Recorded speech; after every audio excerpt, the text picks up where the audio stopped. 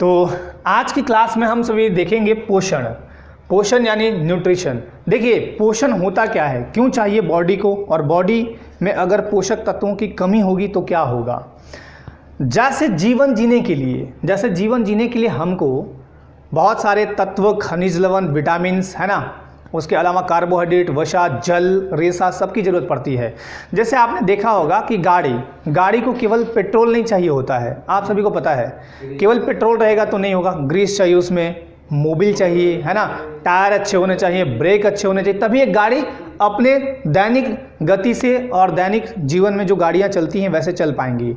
तो उसी तरह हमारे शरीर में लुब्रिकेंट्स भी हैं। जैसे अगर मैं बात करूं, आप ब्लड पढ़े हैं ना, ब्लड के अतिरिक्त एक और चीज़ होता है तरल पदार्थ, बताइए कौन सा। लसिका, अंदर के घाव को भरता है, नहीं होने देता है। तो हमारा बॉडी भी एक तरह का मशीन है, ठीक है। हमारा बॉडी क्या है, एक तरह का मशीन है, और इस मशीन के थ्रू बहुत सारे काम होते रहते हैं। तो आज उसी से संबंधित जीवन जीने के लिए हमें भोजन, वस्त्र, आवास चाहिए, लेकिन भोजन में पोषक तत्व जरूर होने चाहिए, क्योंकि भोजन में अगर पोषक तत्व की कमी हो जाएगी तो हमारे शरीर में कई प्रकार की बीमारियां ग्रस्त कर जाएंगी, ठीक है। यही आपको पोषण आज समझना है और मैं आपको समझा रहा हूं। जीवों में सभी आवश्यक पोषक पदार्थों का, क्या मैंने बोला, जीवों में सभी आवश्यक पोषक पदार्थों का अंतर्ग्रहण, जो उनकी वृद्धि, विकास तथा रख रखाव तथा सभी जैव प्रक्रम को सुचारू रूप से चलाने के लिए आवश्यक हैं, पोषण कहलाते हैं। दैट मीन्स हमारे बॉडी को ग्रोथ करना है, मजबूती से रहना है, इंटरनली रोगों से लड़ना है ना, विकृतियों से बचना है, तो ये सारा काम कौन करेगा, पोषण करेगा। यही है पोषण, ठीक है। उचित आहार से हमें पोषक पदार्थ मिलते हैं, उचित आहार से, क्योंकि कहा गया है कि जैसा खाइएगा अन्न वैसा होएगा मन, और जैसा होएगा मन वैसा आप बनिएगा कल के डेट में। तो आपका भोजन बहुत ही अच्छा होना चाहिए। यानी अच्छा कहने का मतलब ये नहीं कि बहुत 5 स्टार होटल में जा खा रहे हैं, अच्छा कहने का मतलब है कि उनमें सारे पोषक पदार्थ होने चाहिए। जैसे अगर मान लीजिए मैं रोटी खा रहा हूं तो कार्बोहाइड्रेट उसमें होना चाहिए, सब्जी खा रहे हैं, गाजर खा रहे हैं तो गाजर को इतना भून दिए हैं कि उसके सारे पोषक तत्व खत्म हो गए, तो फिर उसको खाने ना खाने का कोई मतलब नहीं बनता है। चलिए, मानव पोषण के मतलब जो मानव पोषण है वो 5 चरणों में पूरा होता है। यह आपको मैंने पहले भी बताया है, अभी भी देख लीजिए। पहला है भोजन का अंतर्ग्रहण यानी इंजेक्शन। देखिए भोजन का अंतर्ग्रहण, भोजन को हम लेते हैं, अंतर्ग्रहण कहलाता है। पाचन, जब हम मुंह में ले लिए अंदर गया, लार से ही, यही मुंह से ही प्रारंभ स्टार्ट हुआ पाचन, और हमारे बॉडी में वो आगे जाता है ग्रास नली के थ्रू अमाशय में। अमाशय में कई तरह के अम्ल मिलते हैं, है ना, पाचक एंजाइम वगैरह मिलते हैं। उसके बाद पूरे पेट में जो छोटी आंत है वहाँ आपका पूरा पाचन होता है, इसमें कई एंजाइम मिलते हैं, है ना। तो यहाँ पाचन प्रक्रिया पूरी होने के बाद अब देखिए अगला है अवशोषण। जो आपने खाया उसको पचाया, तो पचाने के फलस्वरूप में 2 चीज़ बने, एक तो अच्छा चीज़, एक तो बुरा चीज़। बुरा चीज़ मतलब मल बाहर निकाल दिया आप, लेकिन जो अच्छा चीज़ है उसमें जो भी चीज़ अच्छा था उसको आप ले लिए। यही है आपके लाइफ का भी मतलब फंडा होना चाहिए। मैंने क्या बोला था, एक दिन बताया भी था पिछले वाले क्लास में, कि जीवन में एक चीज़ हमेशा याद रखिएगा कि लीजिएगा उन्हीं चीज़ों को जिससे आपको फ़ायदा मिले, उन चीज़ों को कभी मत लीजिएगा जिनसे आपको नुकसान हो। क्या हमारा बॉडी जो खराब पदार्थ है उनको लेता है क्या? नहीं, बिल्कुल नहीं लेता है, वो बाहर निकालता है। अगर आपके बॉडी में बहुत ज़्यादा गर्मी हो गई तो पसीने के थ्रू बाहर निकाल देगा। अगर आपके बॉडी में बहुत ज़्यादा भोजन हो गया तो या तो वो मल द्वार के थ्रू बाहर निकालेगा, या बहुत ज़्यादा खा लिए, अपच हो रहा है तो वो वोमिटिंग के थ्रू बाहर निकल जाती है। बॉडी कभी नहीं रखेगा तो बीमार हो जाएगा। आप दूसरों की बातों को अपने अंदर मत रखिए, तनावग्रस्त हो जाइएगा। तनाव भी एक बहुत बड़ा बीमारी है। उसके बाद अवशोषण समझ में आ गया। अवशोषण कैसे करते हैं, हमारा बॉडी में जो रक्त है, ब्लड, वो सारे बॉडी के पार्ट्स में पहुंचा देता है अवशोषण करके, जो पोषक पदार्थ हैं उनको। स्वांगीकरण का मतलब क्या हुआ, मल को मतलब बना देना, उसके बाद बहिष्करण करना यानी निकाल देना। चलिए आगे आते हैं, ये तो था नॉर्मल सी बात। अब आते हैं पोषण। देखिए पोषण में पोषक पदार्थों की बहुत बड़ी भूमिका होती है। पोषक, न्यूट्रिएंट्स, ये 2 टाइप के होंगे। पहला होगा कार्बनिक पोषक और दूसरा होगा अकार्बनिक पोषक, ठीक है। पहला होगा कार्बनिक पोषक और दूसरा क्या होगा, अकार्बनिक पोषक। देखिए कार्बनिक पोषक बहुत ही इंपॉर्टेंट होते हैं, अकार्बनिक पोषक भी बहुत इंपॉर्टेंट है, ऐसा नहीं कि नहीं है। कार्बनिक पोषक में आएगा कार्बोहाइड्रेट, वसा, जिसे हम लिपिड भी कहते हैं और फैट भी कहते हैं। बात एक ही है, इसको हम फैट कह सकते हैं वसा को, क्योंकि वसा बहुत ज़्यादा आपकी बॉडी में बनता है तो आप क्या होंगे, फैटी हो जाएंगे। मोटे हो गए तो सारे बीमारी का जड़ हो गया। मैं तो बोलता हूं कि जिनको भी मोटापा घर कर रही है, खासकर इस उम्र में, भागना दौड़ना या फिर हार्ड वर्क करना स्टार्ट कीजिए, आपका मोटापा धीरे धीरे कम हो जाएगा। मोटापा के फलस्वरूप मैं एक चीज़ बता देता हूं कि आप में तनाव लेने की क्षमता बढ़ जाती है। दूसरा जो ये होता है ना आपका डायबिटीज, मोटापा का एक स्वरूप डायबिटीज भी बन जाता है आगे चल के। मैं अगर ये बोलूं कि एक मोटे व्यक्ति और एक पतले व्यक्ति, इन दोनों में डायबिटीज होने की संभावना किस में ज़्यादा होगी, मोटे व्यक्ति में। तो जिनका भी मोटापा मतलब बॉडी में चर्बी है, मोटापा है, वो थोड़ा कम कीजिए। और जो भी तैलीय पदार्थ हैं, मतलब वसा वाला पदार्थ हैं, जैसे मूंगफली हो गया, सूरजमुखी का तेल हो गया, है ना, घी हो गया, बाकी ऑयली चीज़ हो गया, जो आप चटर पटर बाहर में खाते हैं, एकदम बंद कर दीजिए। आपके बॉडी से बड़ा इस दुनिया में कोई दोस्त नहीं है। आपका बॉडी है तभी आपका सब दोस्त है, नहीं तो कोई आपके साथ नहीं होगा। कोई मतलब कोई नहीं, दुनिया में कोई आपके साथ नहीं। बॉडी खराब, सब कुछ खराब। बॉडी ठीक है, सब ठीक है। तो वैसे भी कहा गया कि स्वास्थ्य ही संपत्ति है। चलिए, अब कार्बोहाइड्रेट, वसा, लिपिड या फैट, एक ही बात है। प्रोटीन, यह है बृहत पोषक, यानी ये बड़े पोषक हैं। ठीक, कौन कौन, कार्बोहाइड्रेट, वसा और प्रोटीन। विटामिन्स जो होते हैं वो सूक्ष्म पोषक होते हैं, छोटे पोषक होते हैं। ठीक, तो ये हम कहाँ पढ़ेंगे, ऑर्गेनिक में, यानी कार्बनिक पोषक है। अकार्बनिक पोषक कौन से हैं तो देख लीजिए। अकार्बनिक पोषक में कौन है तो खनिज लवण। अब खनिज लवण में क्या होगा, calcium, potassium, phosphorus, sodium, chlorine, इतनी बातें। इसके अलावा जल होगा, जल। ठीक है, तो सूक्ष्म पोषक में ये आएंगे, फिर जल होगा, फिर आपका एक रेशा भी आता है, वो भी आपको पचाने में मदद करता है ना। तो ये बातें भी याद रखिएगा। ठीक है, एक सेकेंड। पोषण संबंधी जितनी भी चीज़ें मैं बताते जा रहा हूँ, कुछ चीज़ों को आपको नोट डाउन भी करते रहना है। ठीक है, कॉपी पेन ले लीजिएगा और टाइम टू टाइम आपको नोट भी करते रहना है ना। जहाँ वो पॉइंट मिले, इंपॉर्टेंट पॉइंट, वो आपको नोट करते जाना है। चलिए अब आगे देखते हैं हम लोग। दो मैंने बताया, कौन कौन, एक तो बताया कार्बनिक पोषक, दूसरा कौन सा बताया, अकार्बनिक पोषक। ध्यान दीजिएगा, हमारे बॉडी में ये सारे चीज़ जरूरी होते हैं। किसी एक चीज़ की अगर कमी होगी तो बॉडी हमारा क्या होगा, थोड़ा सा तो अनबैलेंस जरूर होता है ना, थोड़ा सा बॉडी अनबैलेंस होता है। कभी कभी देखिएगा कि आपको माइग्रेन टाइप सा दर्द होने लगा, सर दर्द करने लगा, कभी कुछ होने लगा, कभी कुछ। कारण क्या है कि आपके बॉडी में कहीं ना कहीं कोई ना कोई असामंजस्य हो गया है, क्योंकि सामंजस्य अगर होगा तब तो आपको कोई दिक्कत ही नहीं होगा, है ना। चलिए ध्यान दीजिएगा। अब आते हैं हम लोग एक एक कर इसको समझेंगे। ठीक है, देखिए पोषक पदार्थ। अब पोषक पदार्थ को यहाँ भी डिवाइड किया गया है 3 टाइप से। ठीक है, पोषक पदार्थ जो होंगे, न्यूट्रिएंट्स जो होंगे, उनको 3 पार्ट में डिवाइड करते हैं। पहला पार्ट समझिए, थोड़ा और इनको जूम इन कर लूँ।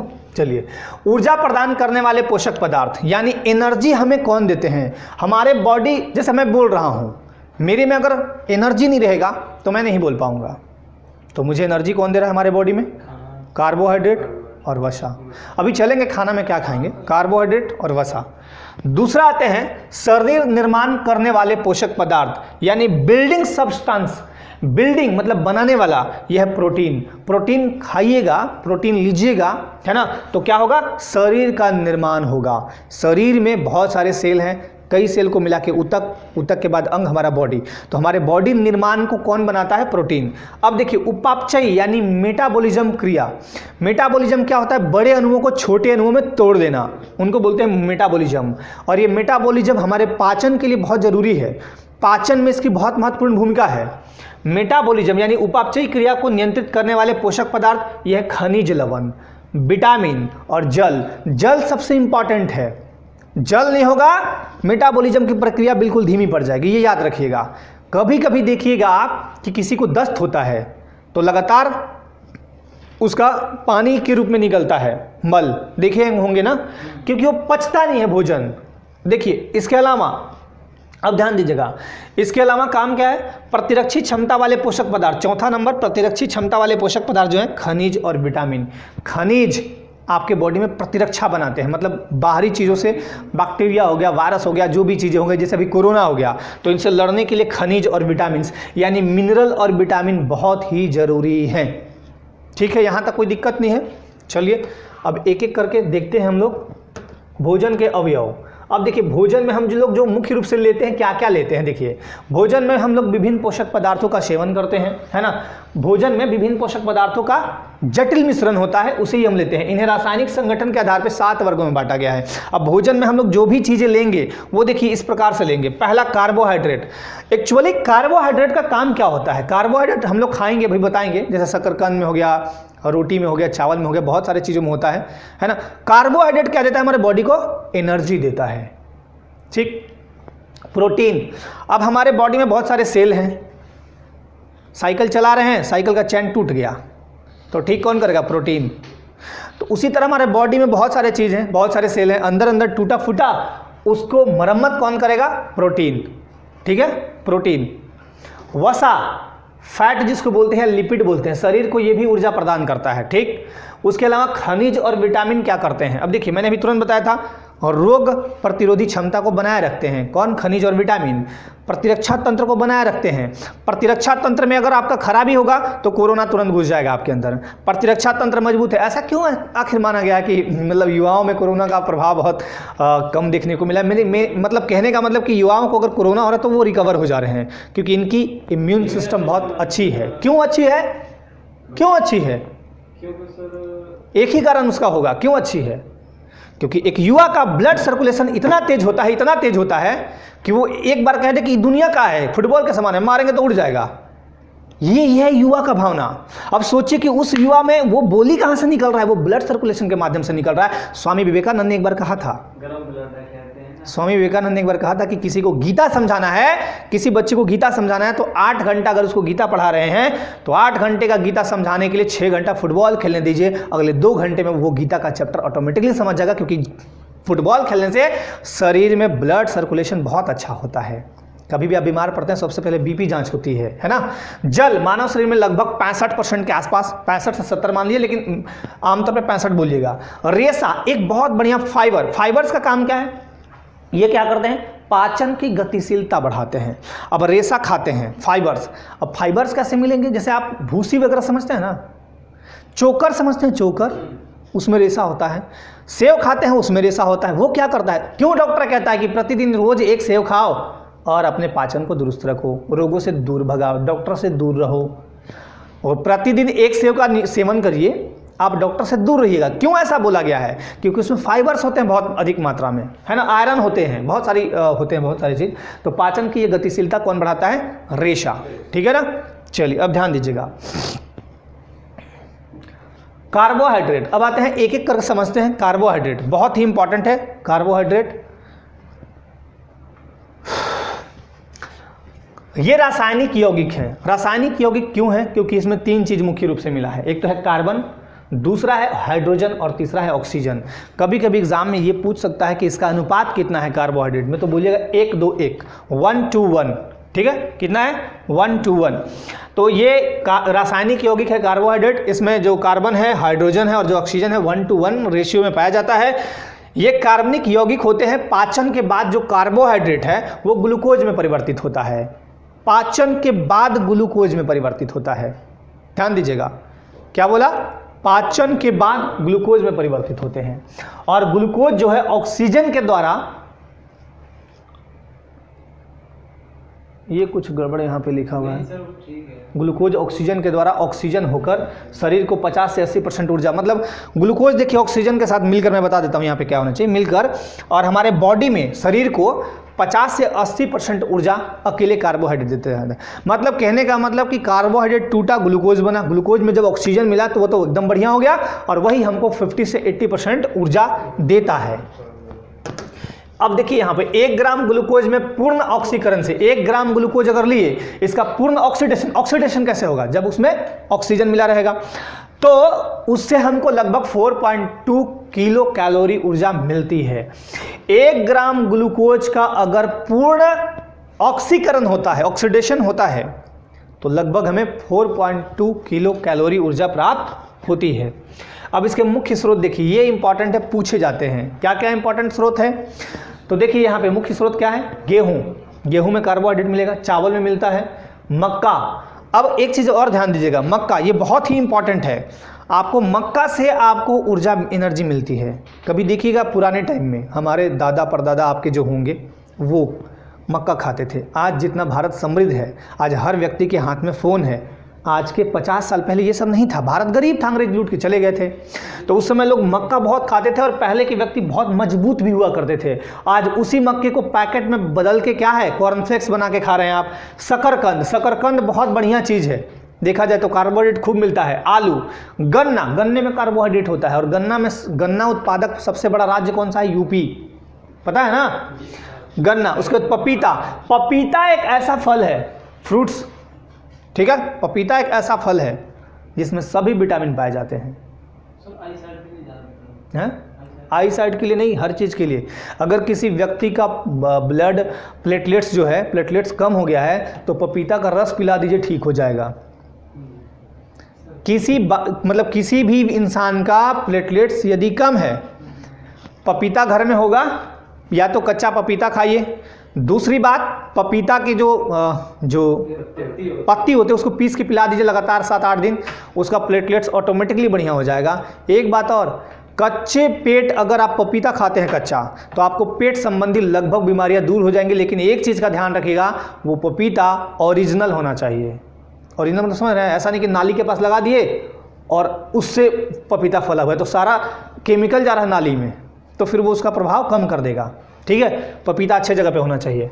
जौ में भी कार्बोहाइड्रेट, आम, ज्वार, बाजरा, शहद, दूध, फल, मांस, अंजीर, इन सबों में कार्बोहाइड्रेट होते हैं, यानी हमें ऊर्जा देते हैं। ठीक है, अब कार्बोहाइड्रेट के 3 पार्ट, 3 प्रकार के होते हैं कार्बोहाइड्रेट। कौन कौन होते हैं? मोनोसेकेराइड, डाइसेकेराइड और पॉलीसेकेराइड। तो ये 3 प्रकार के क्या होंगे? कार्बोहाइड्रेट। अब देखिएगा तीनों को। सबसे पहले हम समझेंगे मोनोसेकेराइड को। ये सरलतम होते हैं, रंगहीन होते हैं और घुलनशील होते हैं, मतलब ये घुल मिल जाएगा। और मीठे कार्बोहाइड्रेट होते हैं, मतलब मीठा लगेगा आपको। ठीक, इसलिए इन्हें शर्करा भी कहते हैं। ये जीवों में हेक्सोज या पेंटोज शुगर के रूप में होते हैं। किस रूप में होते हैं? पूछ देगा आपसे कि जीवों में किस रूप में होते हैं, तो हेक्सोज या पेंटोज के रूप में कौन होता है? कार्बोहाइड्रेट। हेक्सोज और पेंटोज, देखिए पेंट माने 5 याद रखिएगा। हेक्सा मतलब 6 होता है, 6।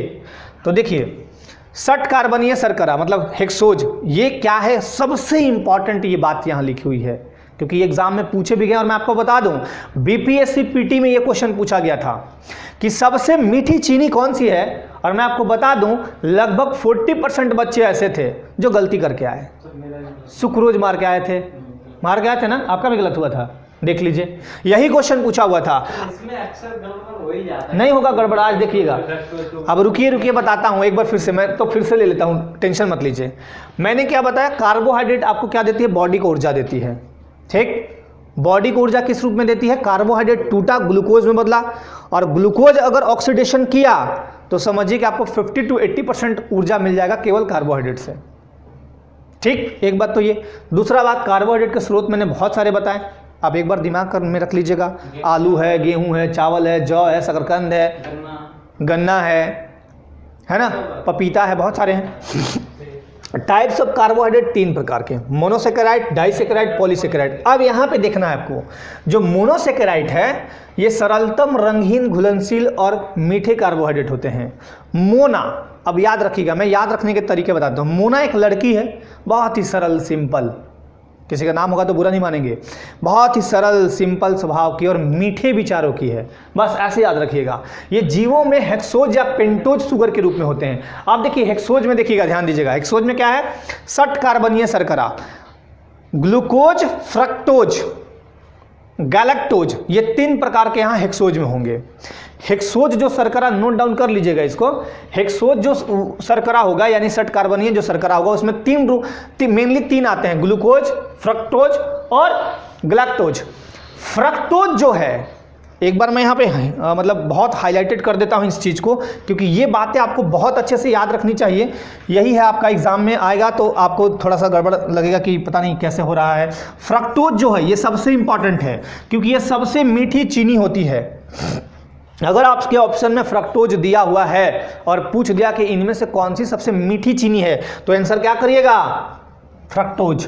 और अगर आपके ऑप्शन में फ्रक्टोज नहीं है, मान लीजिए सुक्रोज है, फ्रक्टोज नहीं है, सुक्रोज है, तब आप सुक्रोज कह सकते हैं, लेकिन सबसे मीठी चीनी पूछेगा तो कहिएगा फ्रक्टोज। ठीक, अब देखिए आगे आते हैं। ये मीठे फल और शहद में अधिक मात्रा में होते हैं। शहद को देखा होगा आपने, शहद थोड़ा सा खा लीजिए तो काफ़ी देर तक मीठा लगेगा। ठीक, मीठा फल, कभी आप मीठे फल खाइएगा उसके बाद चाय पीजिएगा तो चाय का मीठापन पता भी नहीं चलेगा। यानी ये मीठे फल और शहद में सबसे अधिक पाए जाते हैं। कौन सा? ग्लूकोज, फ्रक्टोज और गैलेक्टोज, ये 3 याद रखना है आपको, और सबसे इंपॉर्टेंट फ्रक्टोज। अब आते हैं पेंटोज में, यानी पंचकार्बनीय शर्करा। पंचकार्बनीय, इसमें कुछ नहीं याद करना है, इसमें बस यही याद रखना है कि राइबोज होते हैं वो आरएनए में होगा उपस्थित, और एक और होगा आपका डीऑक्सी राइबोज, यानी ये डीएनए में उपस्थित होता है। ठीक है, पेंटोज जो है आपका शर्करा यानी पंचकार्बनीय शर्करा, वो 2 जगह होगा, आरएनए में उपस्थित होगा और डीएनए में। किस रूप में होगा? आरएनए में जब होगा तो वो राइबोज के रूप में होगा, और डीएनए में जब होगा तो डीऑक्सीराइबोज के रूप में होगा। बस यही याद रखना है। डाइसेकेराइड में आते हैं। डाइसेकेराइड देख लीजिए, डाइसेकेराइड ये 2 मोनोसेकेराइड इकाइयों से मिलकर बना होता है। 2 मोनोसेकेराइड इकाई को मिलाइएगा तो क्या बनेगा? डाइसेकेराइड। ठीक है, ये शर्कराएं भी मीठी, जल में घुलनशील और 3 प्रकार की होती है। ये शर्कराएं भी मीठी होती हैं ऐसा बोला गया है, लेकिन सबसे मीठी कौन सी होगी? फ्रक्टोज। देखिए यहाँ सुक्रोज मीठी है, माल्टोज, लैक्टोज ये सब मीठे हैं। अब देखिए सुक्रोज, माल्टोज ये दोनों जो होंगे पेड़ पौधों में पाए जाएंगे। पेड़ पौधों में कौन सा होगा? सुक्रोज और माल्टोज। लैक्टोज जो होगा वो जंतु में पाया जाएगा। माल्टोज जो है वो अंकुरित बीजों में पाया जाता है। कहाँ पे? अंकुरित बीजों में। सुक्रोज जो है वो गन्ने में। अब बताइए आप मुझे एक बात, गन्ना ज्यादा मीठा लगेगा कि ये शहद मीठा लगेगा? खा के देख लीजिए आप, तो कम मीठी शर्करा है सुक्रोज बनिस्पत फ्रक्टोज के। दूसरी बात, चलिए वहां शहद हटा देते हैं। मीठा फल खाइएगा तो मीठा लगेगा कि गन्ना पीजिएगा, मतलब गन्ना खाइएगा तो गन्ना ज़्यादा लगेगा, है ना। लेकिन एक चीज़ और बताता हूँ, मीठे फल अगर बहुत ज़्यादा मीठे हैं तो वहाँ वो लगेंगे, है ना, याद रखिएगा। लैक्टोज दुग्ध शर्करा है। जब कभी आप दूध पीते हैं तो देखें मीठापन लगता है, हैं? कहाँ लगता है? लगता ही नहीं। आजकल के दूध जो लेते हैं आप शहरों में, उसमें तो पानी होते हैं अधिकांशतः, उसमें नहीं लगेगा। जो ओरिजिनल गाय का दूध होगा ना, उसमें देखिएगा एकदम मीठापन लगा, चीनी डालने की जरूरत भी नहीं पड़ती है ना। अब पॉलीसेकेराइड में आते हैं। मोनोसेकेराइड के अनेक मतलब कितना? 10 से अधिक होगा, अब हजारों तक, 10 से अधिक और हजारों तक। मोनोसेकेराइड के अनेक अणु, मतलब कितना अणु होना चाहिए? मोनोसेकेराइड के 10 से अधिक या हजारों तक के जुड़ने से लंबी श्रृंखला वाले अघुलनशील और जटिल पॉलीसेकेराइड का निर्माण होता है। पॉलीसेकेराइड का निर्माण कैसे होगा? तो यहाँ पे मोनोसेकेराइड के 10 या हजारों तक अणु मिलेंगे तो पॉलीसेकेराइड बनाएंगे। पॉलीसेकेराइड घुलनशील नहीं होगा और ये जटिल होगा। ठीक, देखिए जैसे ग्लाइकोजन यकृत में, स्टार्च या मंड आलू और अनाज में मिलता है। उसी तरह सेल्यूलोज, मैंने बताया था सेल्यूलोज पौधों में मिलता है ना, जब सेल पढ़ा रहा था तो बताया था मैंने कि सेल्यूलोज कहाँ मिलता है? पौधों में। ग्लाइकोजन यकृत में पाया जाता है ना, जो कि रक्त शर्करा वाला, याद है ना, रक्त शर्करा को नियंत्रित कौन करता है? यकृत ही करता है ना, लीवर कंट्रोल करता है। लीवर में यही है, ग्लाइकोजन के रूप में परिवर्तित होता है। चलिए, स्टार्च या मंड जो है आलू और अनाज में, और सेल्यूलोज पौधों में पाया जाएगा। सेल्यूलोज एक ऐसा चीज है, देखिए सेल्यूलोज क्या है? पृथ्वी पर सब, मतलब इस पूरे धरती पर सबसे अधिक पाया जाने वाला कार्बनिक यौगिक है। बायोपॉलीमर तथा पॉलीसेकेराइड है। अगर आपसे पूछा जाएगा कि सेल्यूलोज जो है, ऐसा पूछ दिया जाए कि मान लीजिए सबसे पृथ्वी पर सबसे अधिक पाया जाने वाला कार्बनिक यौगिक कौन सा है?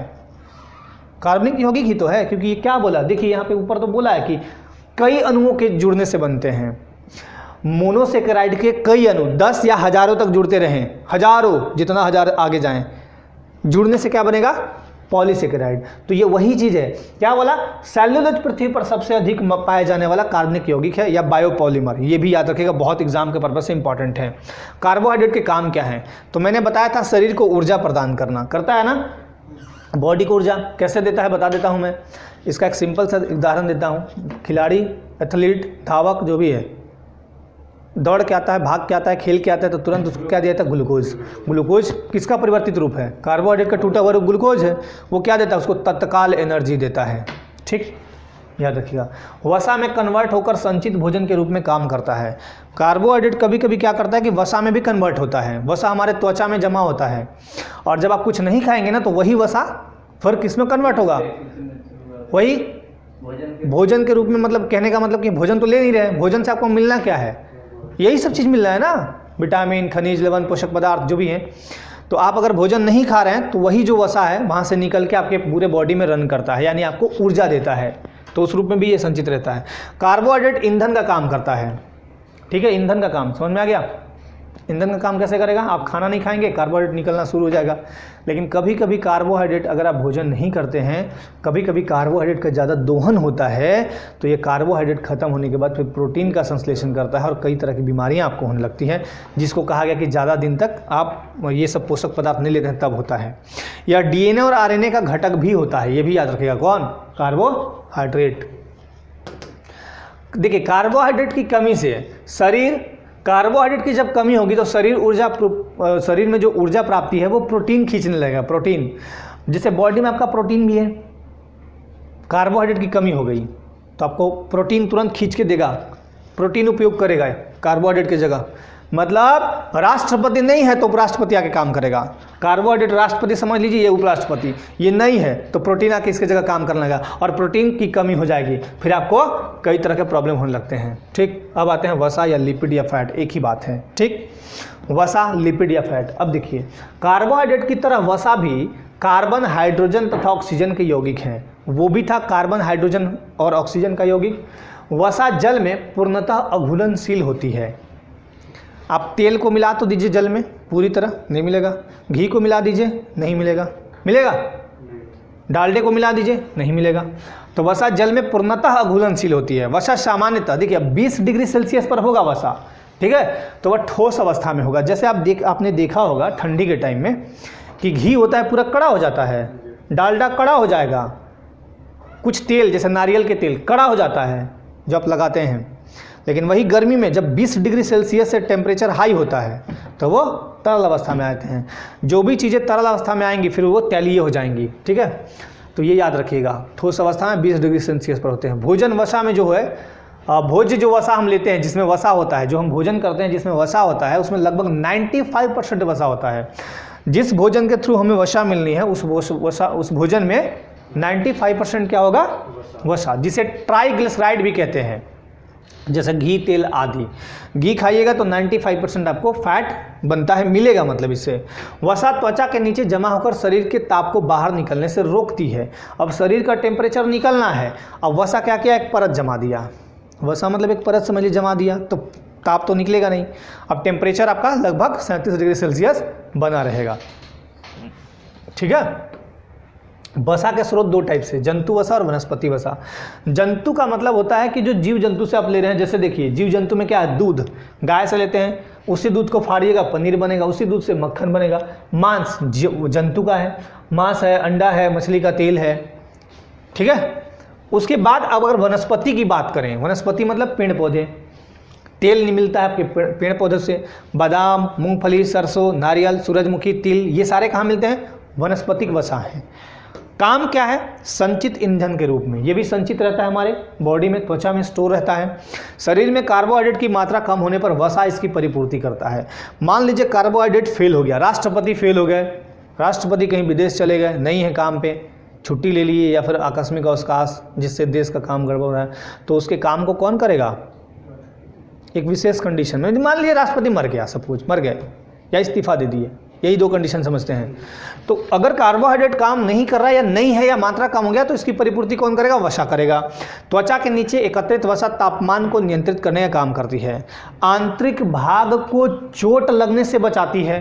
अब बॉडी में आपका चोट लग गया, एक परत है, तो उससे सुरक्षा करती है। जैसे कोशिका झिल्ली मैंने कल बताया था ना, उसी टाइप से ये झिल्ली तो मत समझिए, लेकिन वसा जो है आपके बॉडी के अंदर, बॉडी के अंदरूनी पार्ट में कभी चोट लगता है तो वहाँ पे ये मरहम का काम एक तरह से करती है, या बचाने से काम करती है, क्योंकि त्वचा में रुखरापन जो आएगा उसको सॉफ्ट कर देती है। ठीक, उसको क्या करती है? सॉफ्ट, याद रखिएगा। मनुष्य के शरीर में सर्वाधिक मात्रा में पाया जाने वाला व्युत्पन्न लिपिड कौन सा है? कोलेस्ट्रॉल। कोलेस्ट्रॉल बढ़ेगा तो फिर क्या होगा? मोटापा वगैरह होता है, बहुत तरह की बातें हो जाती हैं। वसाओं के विखंडन से ऊर्जा मुक्त होती है। वसा टूटेगा तो क्या मुक्त होगा? ऊर्जा। कार्बोहाइड्रेट टूटेगा तो ग्लूकोज, ग्लूकोज जब टूटेगा तो ऊर्जा में बदल जाएगा वो। इनमें ऑक्सीजन कम होने के कारण इनका ऑक्सीकरण अधिक होता है, इनका ऑक्सीडेशन अधिक होगा। ऑक्सीजन कम होगा तो ऑक्सीडेशन इनका अधिक होगा। ठीक, प्रोटीन में आते हैं। अब देखिए तीसरा पार्ट है प्रोटीन। प्रोटीन एक जटिल पदार्थ है। क्या है? एक जटिल कार्बनिक पदार्थ है जिसमें कार्बन लगभग होता है 50 से 54%। ठीक, ऑक्सीजन होता है 21 से 24%, नाइट्रोजन होता है 13 से 16% और हाइड्रोजन होता है लगभग 7%। यह है कॉम्बिनेशन इसका।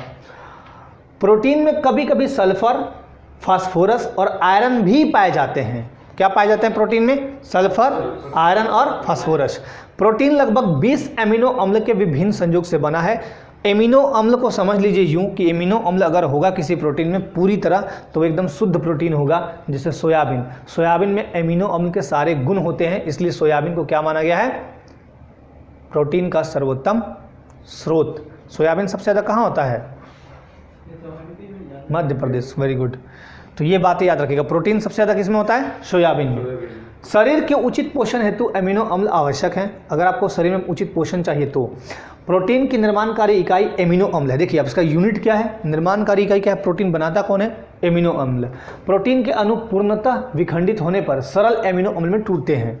ठीक, प्रोटीन को तोड़िएगा तो सरल अणु में अमीनो अम्ल में टूटेंगे। अब यहाँ पे दो तरह के प्रोटीन लिखे हुए हैं, तो प्रथम श्रेणी के और दूसरा द्वितीय श्रेणी के। प्रथम श्रेणी के प्रोटीन कौन से होते हैं? वैसे प्रोटीन जिनमें अधिकांश एमिनो अम्ल उपस्थित होते हैं। ठीक है, एक में होगा कि ज़्यादातर अमीनो, सब नहीं, ज़्यादातर अमीनो अम्ल उपस्थित होगा। जैसे अगर मैं सोयाबीन की बात करूँ तो उसमें सब होता है अमीनो अम्ल, लेकिन यहाँ बोला ज़्यादातर एमिनो अम्ल होता है, जैसे जंतु प्रोटीन, एनिमल प्रोटीन। दूसरा है द्वितीय श्रेणी के प्रोटीन जिसमें कुछ ही एमिनो अम्ल होते हैं, कुछ ही, थोड़े थोड़े, तो उनको बोलते हैं वनस्पतिक प्रोटीन, वनस्पति प्रोटीन बोलते हैं। अब देखिए यहाँ पे ये बहुत इंपॉर्टेंट बात है, इसको नोट कर लीजिएगा। सरल और शुद्ध प्रोटीन ये केवल अमीनो अम्ल के बने होते हैं। ठीक, जैसे ये केवल अमीनो अम्ल के बने होते हैं, शुद्ध एकदम प्रोटीन। जैसे फाइब्रिन प्रोटीन, याद रखिएगा फाइब्रिन प्रोटीन कहाँ बनता है? लीवर में। फाइब्रिनोजन बनता है ना लीवर में, जो रक्त का थक्का जमाने में मदद करता है। और ये याद रखिएगा, इसके साथ साथ विटामिन के अभी पढ़िएगा। विटामिन के क्या करता है? रक्त का थक्का जमाता है। कहाँ? बॉडी के बाहर। फाइब्रिन प्रोटीन रक्त के थक्के जमाने में मदद करता है। केराटिन प्रोटीन, अब केराटिन प्रोटीन कहाँ कहाँ होता है? नाखून में केराटिन प्रोटीन होता है। नाखून बढ़ता है, इसका नाखून का एक कलर आता है, केराटिन प्रोटीन के कारण। बाल जितने शाइनिंग होते हैं, जितने बड़े होते हैं, छोटे होते हैं, वो सब किससे वजह होता है? केराटिन प्रोटीन की वजह से। सींग निकलता है जानवरों के, वो केराटिन प्रोटीन की वजह से। केराटिन प्रोटीन जिस दिन कम हो गया, इस दिन ये तीनों चीज़ गड़बड़ हो जाएंगे, है ना। ग्लूटेलिक, ग्लूटेलिक क्या है? ग्लूटेलिन है गेहूँ और चावल के। ठीक है, गेहूं और चावल के प्रोटीन क्या होते हैं? ये होते हैं ग्लूटेलिन। अच्छा, प्रोलैमिन्स, दाल की प्रोटीन को क्या बोलते हैं? प्रोलैमिन्स, हाँ ना। जैसे अगर पूछेगा, देखिए प्रोटीन का स्रोत दाल भी है, दाल खाते हैं, नहीं बोलते कि दाल खाओ प्रोटीन मिलेगा। सबसे ज़्यादा दाल में नहीं होता है, हाँ सोयाबीन में, दाल में होता है प्रोटीन। लेकिन अगर आपसे पूछे कि दाल में कौन सा प्रोटीन होता है तो क्या बोलिएगा? प्रोलैमिन्स। ठीक है, गेहूं में कौन सा होता है तो ग्लूटेलिन, या चावल में कौन सा होता है? ग्लूटेलिन। और नाखून में कौन सा होगा? Keratin protein. ये केराटिन प्रोटीन निकाल दीजिए, नाखून आपका ऐसे ही खत्म हो जाएगा, जिंदा ही नहीं रहेगा। बाल जो डेली स्टाइल बनाते हैं आप, हेयर स्टाइल, ये बाल बढ़ता है, बिखरता है, इधर उधर होता है, क्यों? इसमें एक प्रोटीन है भाई, केराटिन प्रोटीन है। रक्त का थक्का बनता है, कौन सा प्रोटीन है? फाइब्रिन प्रोटीन है, वही वर्क करता है। चलिए आगे बढ़ते हैं। एल्ब्यूमिन तथा ग्लूबोमिन, देखिए ग्लूबोलिन और एल्बुमिन ये अंडों और रक्त, मतलब अंडा और रक्त में ये बनते हैं। अंडा और रक्त में कौन सा मिलेगा? तो ये मिलेगा आपको। ठीक है, केसीन दूध की प्रोटीन है। अब दूध में पाया जाने वाला प्रोटीन कौन सा है? केसीन। अच्छा, दूध का रंग पीला क्यों होता है? केसीन की उपस्थिति के कारण। ठीक है, हल्का पीला होगा। दूध एकदम व्हाइट नहीं होता है, वो जर्सी गाय की दूध व्हाइट थोड़ी हो जाती है। जिस गाय की दूध घर में आप चढ़ाए, जिस परात में चढ़ाने हैं चढ़ा लीजिए, टेम्परेचर दिए, कुछ देर जितना उसको टेम्परेचर चाहिए दिए, उसके बाद एक लंबी मोटी परत अगर जम गई तो समझिए कि दूध ओरिजिनल है। एकदम हल्की परत जमी तो समझिए कि लगभग 60% 70% ओरिजिनल है। बिल्कुल एकदम हल्का एकदम परत जमा तो वैसे दूध का लगा सकते हैं। दूध की शुद्धता किस में मापते हैं हम? कितना शुद्ध दूध है कैसे मापेंगे? लैक्टोमीटर से। Very good, lactometer. और हमारे जो भारतीय समाज की महिलाएं हैं वो दूध की शुद्धता मापने एक्सपर्ट हैं। वो निकालेंगे, उंगली पे गिराएंगे, उंगली पे अगर रह गया तो दूध शुद्ध है, नहीं रहा तो अशुद्ध है, और वो लड़ाई स्टार्ट कर देती हैं दूध शुद्धता के लिए को लेके। बस उंगली से नाप के बता देते हैं। और महिलाओं को देखिएगा, खासकर तब भारतीय समाज की महिलाओं को देखिएगा, घर में कोई गेस्ट आ रहा हो तो बिना टेस्ट किए कोई भी चीज़ नहीं जाएगा। जैसे चाय देना है तो चाय टेस्ट करने के 2-3 तरीके होते हैं। एक तो होता है कि ऐसे ऐसे चल रहा है, हो गया टेस्ट, बस एक बूंद में पता चल जाता है उनको। और कुछ भारतीय महिलाएं जो हैं वो ये नहीं करना पसंद करती हैं, तो क्या करती हैं, थोड़े से कप में निकाल के पी के देखती हैं, है ना। चलिए खैर, अंडे को तनु, अब देखिए अंडे को तनु हाइड्रोक्लोरिक अम्ल में जब डालिएगा तो इसका कवच हट जाता है। इसका कवच जो होता है अधिकांशतः कैल्शियम कार्बोनेट का बना होता है, CaCO3 कैल्शियम कार्बोनेट, याद है ना हड्डी में। Very good. प्रोटीन के स्रोत क्या है? अब देखिए प्रोटीन के सर्वोत्तम स्रोत पूछेगा तो सोयाबीन, उसके अतिरिक्त बोलिएगा दाल, दूध में प्रोटीन होता है, पनीर जो खाते हैं आप उसमें भी होगा, बादाम में प्रोटीन होगा, मछली में होगा, अंडा में होगा, है ना। एक चीज़ मैंने देखा है कॉमन एकदम, पहला तो दूध एकदम कॉमन आहार है, तो जो भी शाकाहारी है वो दूध लीजिए, और जो मांसाहारी है एक चीज़ मैंने देखा है, अंडा। हर जगह मिलेगा आपको अंडा, लगभग जगह अंडा मिलेगा, और मछली मांस ये भी मिलता है ना। अच्छा एक चीज़ और, हाँ ये खाना जरूरी होता है? नहीं, जो शाकाहारी है दूध लीजिए, विकल्प है ना, खाना जरूरी नहीं होता, विकल्प है। दूसरा चीज़, एक चीज़ और मैं बता देता हूँ, खाने के बाद कोई नुकसान तो वैसा? अरे कोई नुकसान नहीं है, मानिए तो गंगा नहीं तो पत्थर, मानिए तो देव नहीं तो पत्थर, वही बात है। एक चीज़ मैं बताता हूँ, आँखों के लिए सबसे उपयुक्त विटामिन कौन सा है? ए। उस आँख को बचाने के लिए सबसे ज़्यादा जो सर्वोत्तम स्रोत है, मतलब किसी को विटामिन ए की प्रॉब्लम है या आँखों में कोई प्रॉब्लम हो रही है, और मैं तो बोलता हूँ जितने भी स्टूडेंट हैं, जितने भी मेल फीमेल जो भी हैं, गाजर खूब खाइए। गाजर वाले टाइम में गाजर में सर्वोत्तम होता है विटामिन ए। लेकिन उसके अतिरिक्त एक चीज़ और बताता हूँ, जो मांस खाने वाले हैं, मांसाहारी जो हैं, मछली अगर आप खाते हैं तो उसमें विटामिन ए के बहुत प्रचुर स्रोत होते हैं, मछली। ठीक, प्राचीन काल में देखा गया है कि जब यहाँ पे आदि मानव आए थे तो यही सब खाते थे, मांस मछली वगैरह। मछलियों का सेवन जिन्होंने काफ़ी लंबे टाइम तक किया था, उनकी आंखें आपकी आंखों के बनिस्बत बहुत तेज़ होती थी। जैसे एक बॉल इस रूम में फेंक दिया जाए, और मान लीजिए हम 3 हैं, 5 हैं, 10 हैं, जो भी हैं, आपको नहीं दिखेगी, लेकिन जो मछली लगातार बचपन से खाया होगा उसको बहुत जल्दी दिखेगी। अब मैं ऐसा नहीं बोल रहा कि मछली खाने लगी है, ऐसा नहीं बोल रहा हूँ, है ना। चलिए खाए तो नहीं है सर। तो अब क्यों खाना, मत खाइए ना। सोयाबीन, दाल, दूध, पनीर, बादाम, मछली, अंडा, इनमें होता है प्रोटीन। सोयाबीन में सभी अनिवार्य एमिनो अम्ल होता है, इसलिए ये प्रोटीन का सर्वोत्तम स्रोत होता है। इसका काम क्या है प्रोटीन का? शरीर को सुरक्षा प्रदान करना। बॉडी प्रोटेक्शन कौन देगा? प्रोटीन। मैंने पिछले लेक्चर में बताया था इधर, कोशिकाओं की वृद्धि। अब सेल है हमारे, डेवलपमेंट कैसे होंगे? ये जब सेल ही डेवलप होगा तो शरीर ऑटोमेटिकली भाई सुरक्षा मिलेगा। मरम्मत, कोशिका का मरम्मत भी करता है, जहाँ तोड़ फोड़ हुआ चलो भाई मरम्मत करके।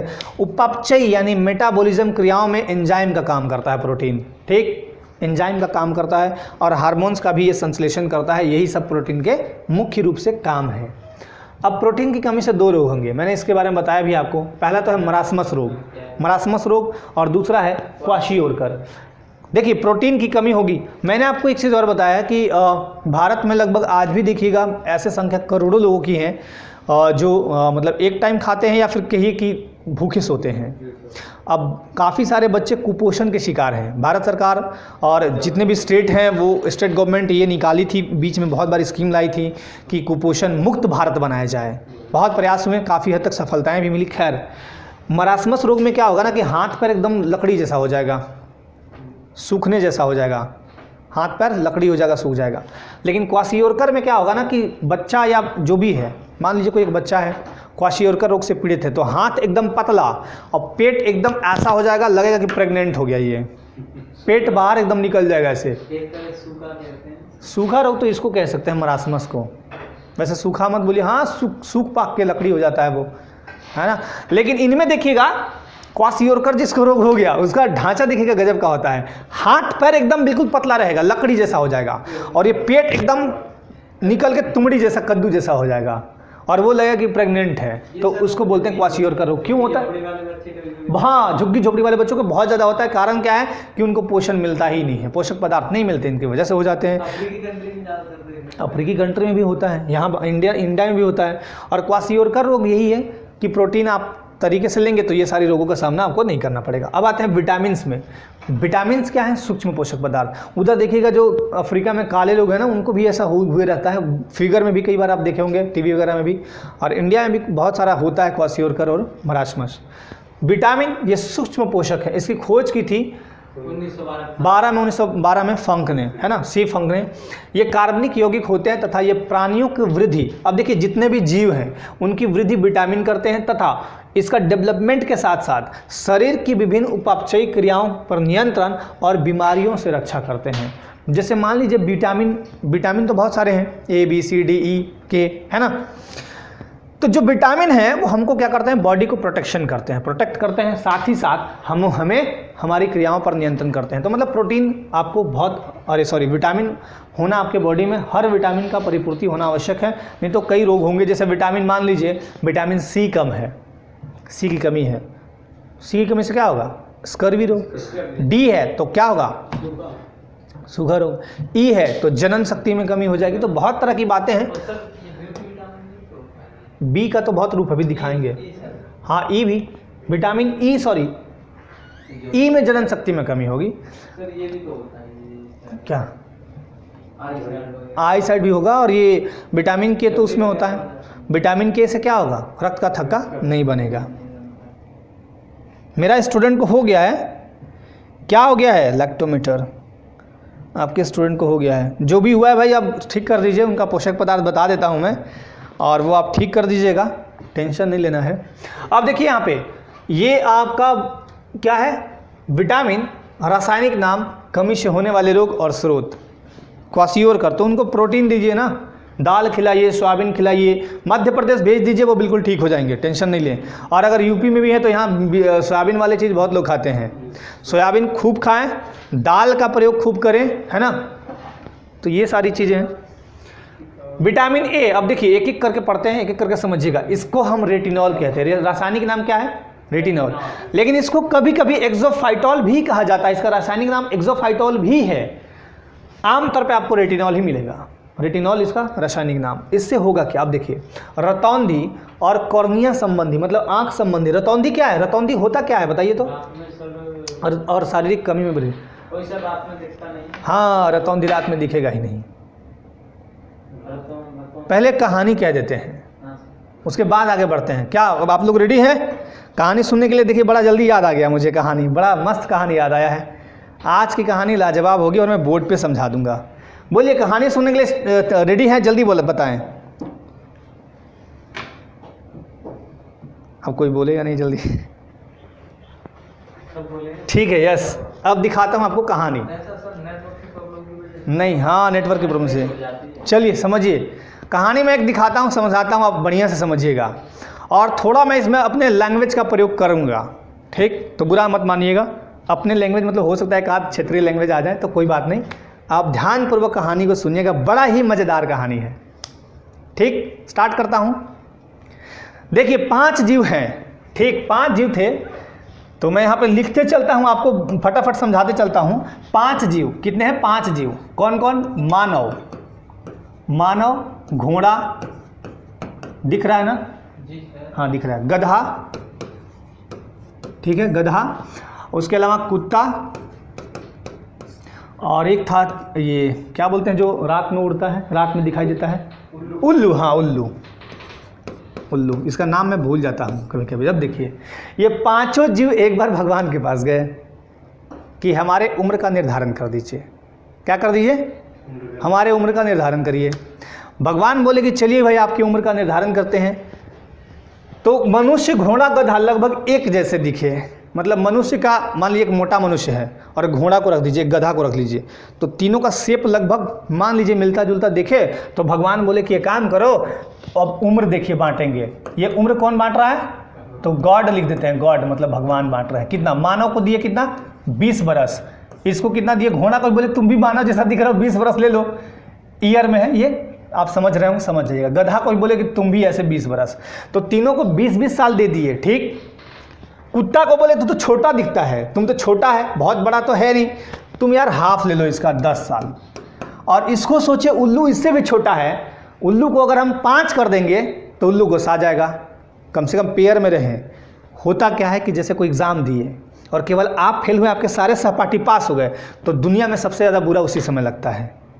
और अगर आप फेल हुए हैं, किसी का फ़ोन आया दोस्त का कि मैं भी फेल, और कहीं 1-2 का और आगे मैं भी फेल, तो दिन में संतुष्टि होता है कि चलो अब तो बढ़िया है। वही बात यहाँ भगवान सोचे तो बोले कि उल्लू को भी 10 साल ही दे देते हैं। तो इस तरह उम्र का इनका निर्धारण भगवान करके बोलते हैं कि तुम लोग जाओ, अब मुझे काम करने दो। भगवान अंतर्ध्यान हो गए और ये हंसी खुशी वहाँ से आने लगे। अब देखिए, 2 समान प्राणी, घोड़ा और गधा एक समान प्राणी है, एक जैसा है ना।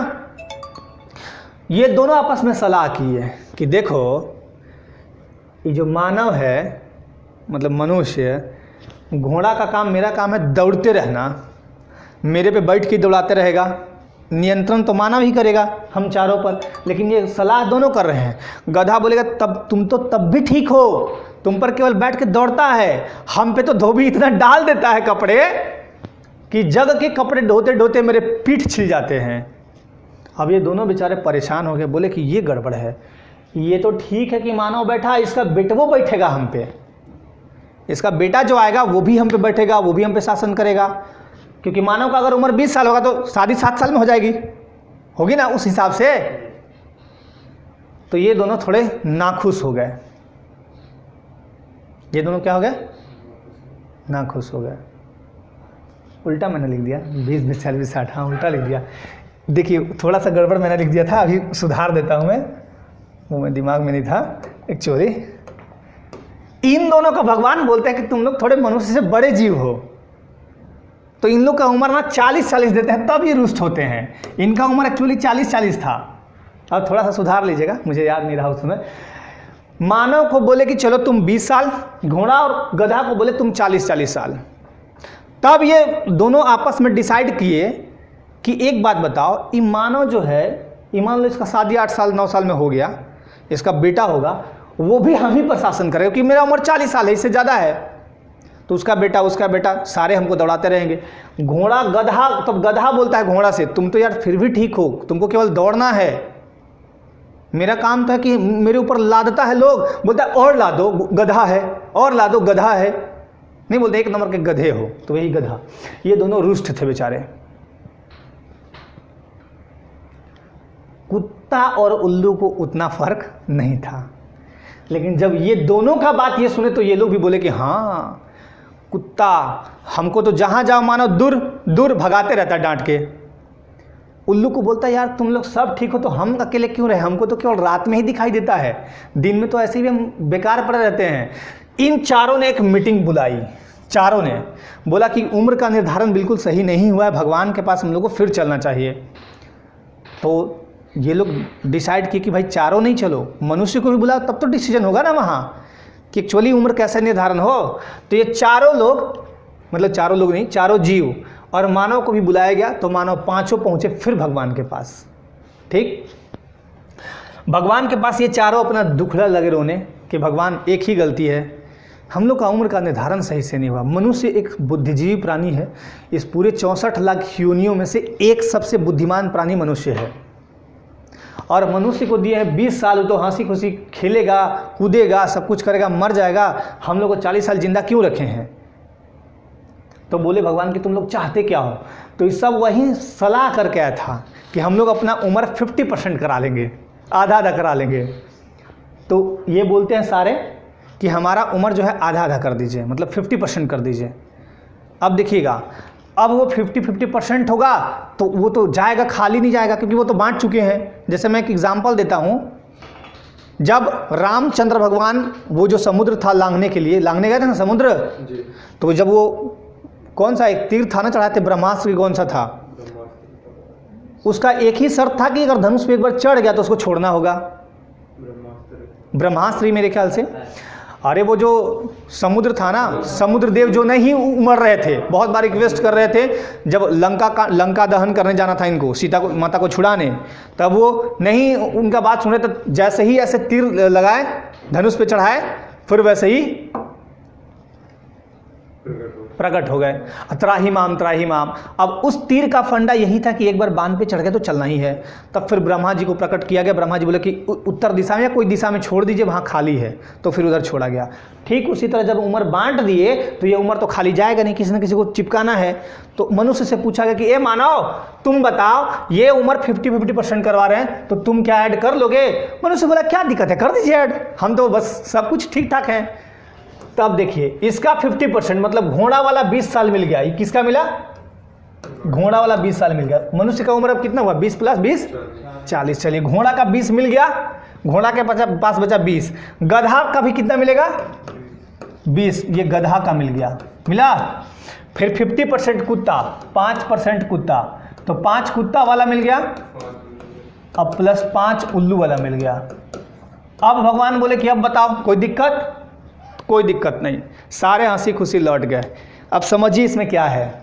भगवान द्वारा प्रदत्त जो 20 साल का उम्र है हमारे संपूर्ण मानव जीवन के लिए, वो एक वरदान है। कहा भी गया कि बाल्यावस्था इस जीवन काल का सबसे बड़ा वरदान माना जाता है। तो 20 साल तक आप मोस्टली जो लोग हैं वो ग्रेजुएशन तक आते हैं। ऐसा नहीं कि कोई एमए कर लेता है, वो एक्सेप्शन होगा अगर कोई करता है। तो 20 साल तक आमतौर पे आप ग्रेजुएशन तक रहते हैं। ग्रेजुएशन तक आपको जरा सा भी कोई दुख दर्द, टेंशन, प्यार, मोहब्बत, नौकरी टेंशन, खतरनाक चीज़ें नहीं होती हैं। आप जिंदगी में एकदम शांति प्रिय जी रहे होते हैं। ये 20 साल भगवान द्वारा दिया गया है। और 20 साल जो घोड़ा दिया, अगले 20 साल में घोड़े की तरह भागते हैं। ये प्रेस, वहाँ जाओ, यहाँ जाओ, ये लाओ, ये नोट्स लाओ, वहाँ पढ़ो, नौकरी के लिए भागो, ट्रेन पकड़ो, ट्रेन छूट न जाए, आज मेरी एग्जाम है, टेंशन दुनिया भर का, मतलब घोड़े की तरह भागते रहो। तो अगला जो 20 साल, उसी दौरान शादी ब्याह होगा भाग दौड़ करके। शादी ब्याह मतलब भाग दौड़ के ही होता है। तो घोड़े की तरह मतलब आप 20 साल जिंदगी काटते हैं। 20 के बाद जो 20 होता है, बहुत सारे लोग होंगे इसमें 20 के बाद 20 घोड़े वाले ज़िंदगी जी रहे होंगे, तो वो 40 साल टोटली। बुरा मत मानिएगा, ये एग्जाम्पल है समझाने के लिए आपको। अभी जो 20 साल है मतलब 40वां साल, 20 से 20 आप नौकरी भी करेंगे। नौकरी कितना दिन होता है? 20 साल। आप 20 साल बाद नौकरी करके घर आ गए, यहाँ घोड़े वाली ज़िंदगी व्यतीत कर लिया। उम्र कितना हुआ इस समय? 40 साल। अब आएगा गधा वाला काल आपका। गधा वाला काल में क्या आएगा? चुन्नू के पापा सुनते हैं जी, आज मेरा ये सब सामान नहीं आया तो घर मत आइएगा। बेटा उधर से कहेगा पापा मेरा ये वाला बुक नहीं लाया तो घर मत आइएगा। अलग धमकी। बेचारा एक स्कूटी लेगा बूढ़ा आदमी, 40 साल का आदमी बूढ़ा ही हो जाएगा, स्कूटी लेगा, भर झोला सामान लेगा और दुकान से खरीद के ला के देते रहेगा। पैसा पेंशन आ ही रहा है, वो बेचारे ढोए जा रहा है। ढोते ढोते उस गधे का इतना बुरा हाल हो जाता है कि वो 60 साल की उम्र में क्रॉस करता है। अब उसके समक्ष आता है कि वो चारपाई पकड़ लेता है, बूढ़ा हो जाता है, जरावस्था को प्राप्त हो जाता है। और यहाँ कुत्ता वाला स्थिति होगा। What nonsense, hey you get out. ये कौन कहता है? उनकी पोती लोग कहती, पोता पोती जो भी हैं। मतलब उस बूढ़े का दर्द कोई नहीं समझता है जो बचपन से लेकर आज तक आपको ये सब काम किया है। मतलब कुत्ते वाली स्थिति कहीं उसको जीने नहीं दिया। यहाँ क्यों थूक दिया, डोंट स्प्लिट यहाँ हियर, मतलब ऐसा बात कि उसको खुद आधा समझ में नहीं आएगा। तो उस बूढ़े को 5 साल इधर से उधर कुत्ते की तरह डांट डपट के भगाया जाता है। कहीं बेचारा बूढ़ा आदमी गिर गया, थूक दिया, कुछ भी कर दिया तो हर जगह उसको सुनना पड़ता है। इसके बाद उसकी आंखें बैठ जाती हैं। आंखें मतलब खराब हो जाएंगे, दांत टूट जाएंगे, तो उल्लू की तरह ऐसे दिन भर देखते रहेगा लेकिन कुछ दिखाई नहीं देना है। और 70 साल की उम्र में इंसान मर जाता है। आज का जो टाइम है अगर औसतन देखा जाए तो यही है उम्र आपका मनुष्य का, 70 साल। 100 साल कोई जीता है क्या आज के टाइम में? अभी वाले पीढ़ी में जो हम लोग वाली पीढ़ी है वो 100 साल मुश्किल है, क्योंकि खान पान बिल्कुल बेकार है, खाद वाले आप रासायनिक पदार्थ खा रहे हैं। इस कहानी के माध्यम से कोई बुरा नहीं मानेंगे, मैं ये केवल समझा रहा था कि यही है एक्चुअली लाइफ, और ये हर किसी के घर में आमतौर पे देखा गया है ना। चलिए खैर, अब कहानी हो गया ख़त्म। अब हम लोग चलते हैं क्लास पे, टेंशन नहीं लेना है। कहाँ पे थे हम लोग तब? यहाँ पे। चलिए अब हम लोग तो विटामिन पे, है ना। भागवत कथा में आपने सुन रखी है ये कहानी। चलिए आगे बढ़ें, अब कहानी हो गई खत्म।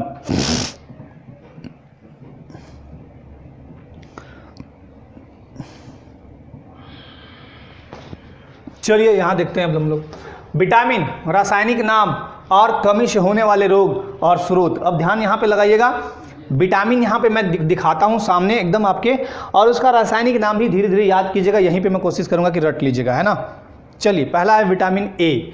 विटामिन ए का रासायनिक नाम क्या है? रेटिनॉल। रेटिनॉल, अगर विटामिन ए की कमी होगी तो क्या होगा? रतौंधी। रतौंधी जिसको हो गया, सबसे ज़्यादा गाजर खाइए। कोशिश कीजिए, जितने भी स्टूडेंट हैं, आपको क्या होता है पढ़ने के दौरान आंखों में दर्द होता है, सर में दर्द होता है, तो कुछ नहीं करना है आपको, ये गाजर खूब खाना है। कोशिश करना है कि दूध भी लें, है ना। उसके अलावा हरी सब्जी हमेशा खाइए, मछली, मक्खन, पनीर, ये है सर्वोत्तम स्रोत इन सब के। सर्वोत्तम स्रोत पूछेगा तो केवल गाजर, लेकिन बाकी स्रोत पूछेगा तो गाजर, दूध, मक्खन वगैरह। इससे रतौंधी होती है, कॉर्निया और शारीरिक वृद्धि में कमी होने लगती है। ठीक है, चलिए आगे बढ़ते हैं हम लोग। Vitamin B1। अब देखिए विटामिन बी के कई रूप है, B1, B2, B5, है ना, वैसे B12, B7। विटामिन B1 को बोलते हैं थायमिन। इसकी कमी से होती है बेरी यानी वृद्धि और रुग्णता, वृद्धि रुक जाती है, इसकी कमी से वृद्धि रुक जाती है। अब इसको वृद्धि को बढ़ाना है तो क्या खाएंगे? बीज वाले अनाज, जो भी बीज वाले अंकुरित अनाज है वो खाएं, मांस का सेवन करें, दूध का सेवन करें, सोयाबीन खाएं, चावल खाएं, हरी सब्जी खाएं। ये है इसके स्रोत, किसके? विटामिन B1 के। एक बार आप लोग ने स्क्रीनशॉट इसके लीजिए, उसके बाद फिर आगे बढ़ते हैं ताकि आपको ये चीज़ें याद हो जाएं। चलिए विटामिन B2 को बोलते हैं हम राइबोफ्लेविन। राइबोफ्लेविन किसको बोलते हैं? विटामिन B2 को। अब B2 को देखिएगा, ध्यान दीजिएगा, इससे होता है किलोसिस। किलोसिस का मतलब क्या होता है? त्वचा फटेगा, आंख एकदम लाल लाल हो जाएगा, आंख में एकदम लालीपन रहेगा, हमेशा लाल रहेगा और त्वचा फटने लगेगा। इसको अगर ये किसी को प्रॉब्लम है राइबोफ्लेविन का, तो आप मांस खाइए, पनीर खाइए, दूध खाइए, सोयाबीन खाइए, अंडा खाइए, है ना, उसके अलावा यकृत खाइए। तो ये सारे हैं विटामिन B2 के स्रोत। उसके अतिरिक्त आते हैं विटामिन B3 में। विटामिन B3 को हम क्या बोलते हैं? नियासिन। क्या बोलते हैं? नियासिन। अब ये कमी से क्या होगा? पेलाग्रा रोग। ये भी एक त्वचा विकार ही है, इसको हम 4D सिंड्रोम भी कहते हैं। कौन सा? 4D सिंड्रोम भी कहते हैं। यीस्ट खाइए, मांस खाइए, हरी सब्जी, मांस, मछली, दूध। एक चीज़ ध्यान दीजिएगा, हर जगह यहाँ का क्या आ रहा है? दूध। लगभग जगह आपको दूध मिलेगा। दूध के अलावा आपको एक चीज़ हमेशा मिलेगा, सब्जी वाला टर्म, या फिर पनीर कह दीजिए, दूध से बने उत्पाद कह लीजिए आप, है ना। ये अगला है B5 को बोलते हैं पेंटोथेनिक अम्ल। पेंटोथेनिक अम्ल B5, इससे होता है चर्म रोग। चर्म रोग देखिएगा बॉडी पे या कहीं निकल गया चर्म, बहुत तरह के होते हैं। वृद्धि में कमी होती है। अंडा, यकृत, मांस, दूध, मूंगफली, गन्ना, टमाटर, ये हैं आपके B5 के स्रोत। B6 को क्या बोलते हैं? पायरोडॉक्सिन। पायरोडॉक्सिन में क्या होता है? बहुत इंपॉर्टेंट है, याद रखिएगा। अगर आपके भोजन में लौह तत्वों की कमी है तो आपको एनीमिया, खून की कमी या रक्त अल्पता होती है। लौह तत्वों की कमी से क्या होगा? एनीमिया, खून की कमी, रक्त अल्पता। ठीक, उसी तरह यहाँ भी रक्त क्षीणता या रक्त अल्पता होगा विटामिन B6 से, जिसको हम बोलते हैं पायरोडॉक्सिन। ये इंपॉर्टेंट है, B6 याद रखिएगा। चर्म रोग भी होगा और पेशीय ऐंठन, ये सब पूरा दर्द देने लगेगा। पेशीय ऐंठन ऐसे खूब अकड़ेगा, दर्द देगा। मांस खाइए, मछली खाइए, दूध खाइए, यकृत खाइए, यीस्ट, पालक, अनाज, इन सब का वो स्रोत है। ये किसका? विटामिन B6 का। विटामिन B7 को बोलते हैं विटामिन H भी कहा जाता है। विटामिन B7 को क्या बोलते हैं? विटामिन H भी कहा जाता है। इसका रासायनिक नाम है बायोटीन। क्या है? बायोटीन। इससे होगा लकवा, शरीर में दर्द, बालों का गिरना। शरीर में कभी दर्द हो, बाल गिर रहे हैं और लकवा जैसी संबंधित शिकायत आ रही है तो विटामिन B7 की कमी है। यानी आपको यकृत लेना चाहिए, मांस खाना चाहिए, मेवा बहुत इंपॉर्टेंट, ये खाइए, अखरोट खाइए, मूंगफली खाइए और चॉकलेट खाइए। ठीक है, इतनी बातें याद रखिएगा। एक बात और बताता हूँ, पढ़ने वाले स्टूडेंट को इनमें से क्या चीज़ हमेशा खाना चाहिए? बताइए। इसमें से जितने भी चीज़ मैंने दिखाया हूँ, एक तो दूध हमेशा लीजिए। मान लीजिए अभी आप कोई दिल्ली में रहता हो, कोई कहीं रहता है, तो दूध तो मिलेगा नहीं, तो उसके जगह पे क्या खा सकते हैं? कोशिश कीजिए कि पनीर मिल जाए, लेकिन वो भी ढंग का, पता करना होगा, मिल सकता है। वो भी ना मिले तब क्या खाना चाहिए? अगर वो भी ना मिल रहा हो तो बस फिर याद रखिएगा, सदा खाएं अंकुरित अन्न, जीवन को रखे प्रसन्न। हमेशा अंकुरित अनाज खाइए। आपको अवेलेबल हर जगह हो जाएगा चना, मूंग, ठीक, और उसमें कुछ बादाम दाना, मूंगफली का दाना या बादाम, बेस्ट होगा बादाम का दाना, बादाम जो बड़ा बड़ा वाला आता है ना 500-600 रुपये किलो जो बिकता है वो, ये तीनों मिलाइए। और नमक, मिर्चा, प्याज, सलाद ये सब भूल जाइए, ये सब तो खाइए ही मत, उसमें एक ही चीज़ खाइए, गुड़। गुड़ आपके पूरे सिस्टम को तंदुरुस्त करता है, याद रखिएगा। गुड़ एक औषधि के रूप में भी जाना जाता है, पता है कि नहीं? गुड़ एक औषधि के रूप में, प्राचीन काल में जब भारतीय समाज में लोग कहीं घरों में रिश्ता करने या फिर कहीं हितैषी करने जाते थे तो सबसे पहले प्लेट में गुड़ ही मिलता था, मीठा मूठी नहीं मिलता था। ये मीठा मीठी मिलने से ही हमारा बॉडी कभी गैस, कभी अकड़न, कभी जकड़न, कभी सिर दर्द, कभी टेंशन, कभी कुछ होते रहता है। क्यों? सब तो मिलावट का चीज़ है वो, ठीक है ना? तो ये बातें ध्यान रखिएगा। तो आपको ये खाना चाहिए। पहला चीज़ तो ये हो गया कि अंकुरित अनाज खाएं, उसके साथ गुड़ रखें, कोशिश करें कि गुड़ यूपी से ले जाएं, यूपी में तो बहुत गन्ने होते हैं, तो कोई गन्ने वाले से संपर्क करके ले जाएं, कोई दिक्कत नहीं है ना, पहला चीज़। दूसरा चीज़ क्या खाना चाहिए? थोड़ा सा अखरोट जरूर खाइए। अखरोट देखिए बुद्धि के, अखरोट को जब खोलिएगा ना तो एकदम माइंड का शेप का आपको दिखेगा, वो आपके माइंड को दुरुस्त करता है और आपको चीज़ें बहुत जल्दी याद होंगी, चीज़ें बहुत जल्दी आप समझेंगे। रीजनिंग समझना है, अखरोट हमेशा खा रहे हैं और अंकुरित अनाज खा रहे हैं, फिर रीजनिंग का बाप भी आ जाएगा तब भी समझ में आपको आ जाएगा। क्लियर? तो ये चीज़ें खाइए। अब आप शाम को निकले अकड़म बकड़म चाट, चाउमीन, बर्गर, पिज्ज़ा, ये क्या है? पेट में खराबी खाली करता है। ठीक है, कभी कभार खा लिए मन को भुलाने के लिए, बीमारियों का जड़ है, लेकिन कभी कभार खा लिए तो वो सही रहेगा, कोई दिक्कत नहीं होगा, लेकिन बाकी जगह समय नहीं खाना है, ठीक है ना? कोशिश करिए कि इन सब चीज़ों से बचें। चलिए, विटामिन B7 समझ में आ गया। तो ये है आपका B7 के बाद B12। इसका भी एक फ़ोटो आप ले लीजिए, स्क्रीनशॉट। चलिए, स्क्रीनशॉट इसका भी एक बार ले लीजिए आप।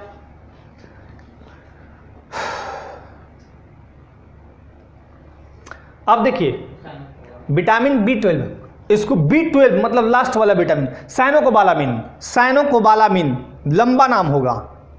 विटामिन B12 मतलब 12 लंबा है, 1 2 3 ऐसे छोटा था, 12 बड़ा होगा, तो बड़ा नाम होगा साइनोकोबालामिन। जितना भी विटामिन B1 2 नाम था सब छोटा छोटा था, विटामिन B12 का साइनोकोबालामिन बड़ा नाम है। इसकी कमी से भी रक्त क्षीणता, एनीमिया होता है या रक्त अल्पता, ठीक। तंत्रिका तंत्र में गड़बड़ी और पांडु रोग समझते हैं ना? पांडवों को हुआ था एक बार रोग, ये है ना, स्त्री के समक्ष नहीं जा सकते थे वो, पांडु रोग उसको बोलते हैं कि स्त्री के समक्ष आपको नहीं जाने हैं, ऐसा ही कुछ था, मुझे भी कहानी में यही पता चलता है। खैर वो अलग था, वो उनको श्राप मिला था, हाँ वो अलग था, ऐसा ही कुछ नहीं है। एनीमिया, तंत्रिका, अब देखिए तंत्रिका तंत्र में जब गड़बड़ी आ जाएगा तो बहुत बड़ा गड़बड़ हो गया। तो इसको क्या करना है आपको विटामिन B12 के लिए? मांस, कलेजी, अब कलेजी किसी व्यक्ति का नहीं निकाल लेना है, कलेजी कोई जीव का ही, मतलब जो भी खाते हैं वो समझ गए होंगे कलेजी क्या होता है। दूध, मछली, लीवर और अंडा, ये खाना चाहिए आपको।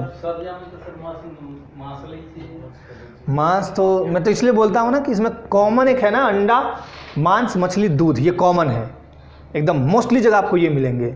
तो जो शाकाहारी वो दूध लीजिए, जाहिर सी बात है, या दूध से बने कोई प्रोडक्ट्स लीजिए, उत्पाद लीजिए, जैसे पनीर हो गया, मक्खन हो गया, है ना, ये लीजिए, बेटर है कि दूध ही लीजिए।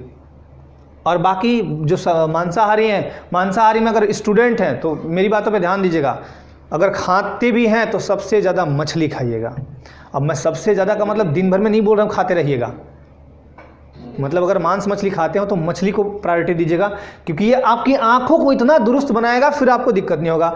और जो मतलब शाकाहारी हैं वो गाजर हमेशा खाइएगा, गाजर खाने से आपकी आंखें दुरुस्त रहेंगी।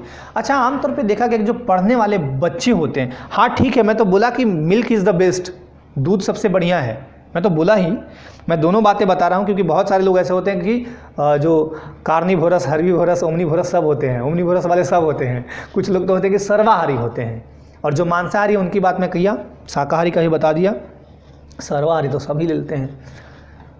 तो ये सारी बातें ध्यान रखनी है, तो खाने पीने का हमेशा ध्यान रखना है। और सबसे ज़्यादा अगर और इसमें लेना है तो वो लेना है पानी, बॉडी में जितना पानी डालिएगा उतना बेटर है। चलिए, सी को बोलते हैं स्कॉर्बिक अम्ल, यहाँ पे स्कॉर्बिक अम्ल होगा, स्कॉर्बिक एसिड, इससे होता है स्कर्वी रोग। स्कर्वी होता है एक्चुअली क्या है? दांत आपका एकदम ढीला पड़ जाएगा, हिलने लगेगा, और मसूड़ा फूल जाएगा और खून निकलेगा। पायरिया रोग दूसरा है, स्कर्वी रोग दूसरा है। पायरिया में केवल खून ब्लड आएगा, दांत भी कमज़ोर होते हैं। स्कर्वी देखिए इसलिए बोला है खट्टे फल खाइए। खट्टे फल में क्या होता है, नींबू अम्लीय होगा, ये सब आंवला संतरा ये सारे अम्लीय होंगे। उसके अलावा पपीता तो बहुत बढ़िया फल है, पपीता अगर खा रहे हैं हमेशा तो बहुत ही अच्छी बात है। टमाटर, अमरूद, ब्रोकली समझते हैं? अरे ब्रोकली वो होता है ना, ये गोभी देखे ना, गोभी फूल गोभी, तो एक हरे रंग की फूल गोभी पूरे हरे रंग की होती है, वही तो है ब्रोकली, उसी को बोलते हैं ब्रोकली, पालक। हाँ एक बात और, अगर गोभी, आप ब्रोकली बोलते हैं उसको, हरी वाली गोभी जिसको ब्रोकली कह रहे हैं आप, और एक होता है वाइट वाली गोभी, इन दोनों में सबसे बढ़िया जो होता है वो हरी वाली होती है, लेकिन उसको बहुत कम लोग खाते हैं, न के बराबर। जानते ही नहीं, पता ही नहीं तो क्या कहेंगे। पालक सबसे बढ़िया आयरन का स्रोत। महिलाओं को जो मासिक चक्र होते हैं उसके दौरान ब्लीडिंग होती है, उसके अलावा पुरुष से थोड़ा लगभग 1 लीटर कम ब्लड होता है उनमें। इसके अलावा महिलाओं में क्या होता है कि थोड़ा चिड़चिड़ापन थोड़ा होता है ज़्यादा। इसके अलावा जब महिलाएं प्रेग्नेंट बनती हैं उस समय ब्लड की बहुत ज़रूरी होती है। तो इन सब बातों को ध्यान में रखते हुए महिलाओं में रक्तहीनता वाले शिकायत, एनीमिया वाली आती है, तो उनको सबसे ज़्यादा क्या खाना चाहिए, उनको सबसे ज़्यादा खाना चाहिए पालक। पालक तो एकदम नियमित आहार बना लीजिए। नियमित आहार जब पालक का टाइम है, खासकर ठंडी वाली टाइम, एकदम जम के पालक खाइए। उससे क्या होगा कि आपका पूरा लौह तत्व भर जाएगा बॉडी में और दिक्कत ही नहीं होगा आपको, फिर कोई प्रॉब्लम नहीं होगा। मैं ऐसा नहीं बोल रहा हूँ कि उनको मासिक चक्र नहीं आएंगे, वो तो नेचुरली है, लेकिन जो ब्लड की कमी वाली बात होती है ना, वो नहीं होगी। कमी हो जाए तो फोलिक एसिड खाइए, आयरन की गोली खाइए। ज़्यादा क्यों होगा, नहीं होगा ना, ज़्यादा होगा तब भी दिक्कत है, ज़्यादा नहीं होना चाहिए, ज़्यादा नहीं होगा। चलिए अब आते हैं हम लोग विटामिन डी, बहुत इंपॉर्टेंट, कैल्सीफेरॉल। इससे होता है रिकेट्स, जिसको बोलते हैं सूखा रोग। रिकेट्स तो होता है बच्चों में सूखा रोग, लेकिन एक होता है ऑस्टियोमेलेसिया वयस्कों में। अगर वयस्कों में सूखा रोग हुआ तो वो ऑस्टियोमेलेसिया, विटामिन डी की कमी से। सूर्य का प्रकाश लीजिए आप, सबसे सर्वोत्तम स्रोत। उसके अलावा मक्खन खाइए। कृष्ण जी बहुत माखन खाते थे, देखिए एकदम छरहरे बदन के थे, बहुत अच्छे थे। यकृत, अंडा, मछली, दूध, ये है आपका किसका स्रोत, विटामिन डी। अब क्वेश्चन अगर पूछना हो एग्जाम में तो ये थोड़े पूछेगा कि विटामिन डी का स्रोत बताइए सूर्य, वो ऑप्शन में सूर्य का प्रकाश रखेगा ही नहीं, रखेगा ये बताइए मक्खन में है, यस। अब मक्खन रख देगा, टमाटर रख देगा, तो टमाटर में थोड़े है, टमाटर में तो विटामिन सी मिलेगा आपको, समझ में आया। चलिए आगे बढ़ते हैं। विटामिन ई, विटामिन ई को बोलते हैं टिकोफेरॉल। जनन शक्ति में कमी या जननांग कमजोर, यहाँ पे होगा क्या कि जनन शक्ति में कमी, जैसे मेल फीमेल जो है ना, दोनों में होगा, केवल फीमेल में नहीं, फीमेल दोनों में, जो उनका फर्टिलाइजेशन वाला प्रक्रम होता है वो बहुत ढीला हो जाएगा, बहुत कमज़ोर हो जाएगा आपका।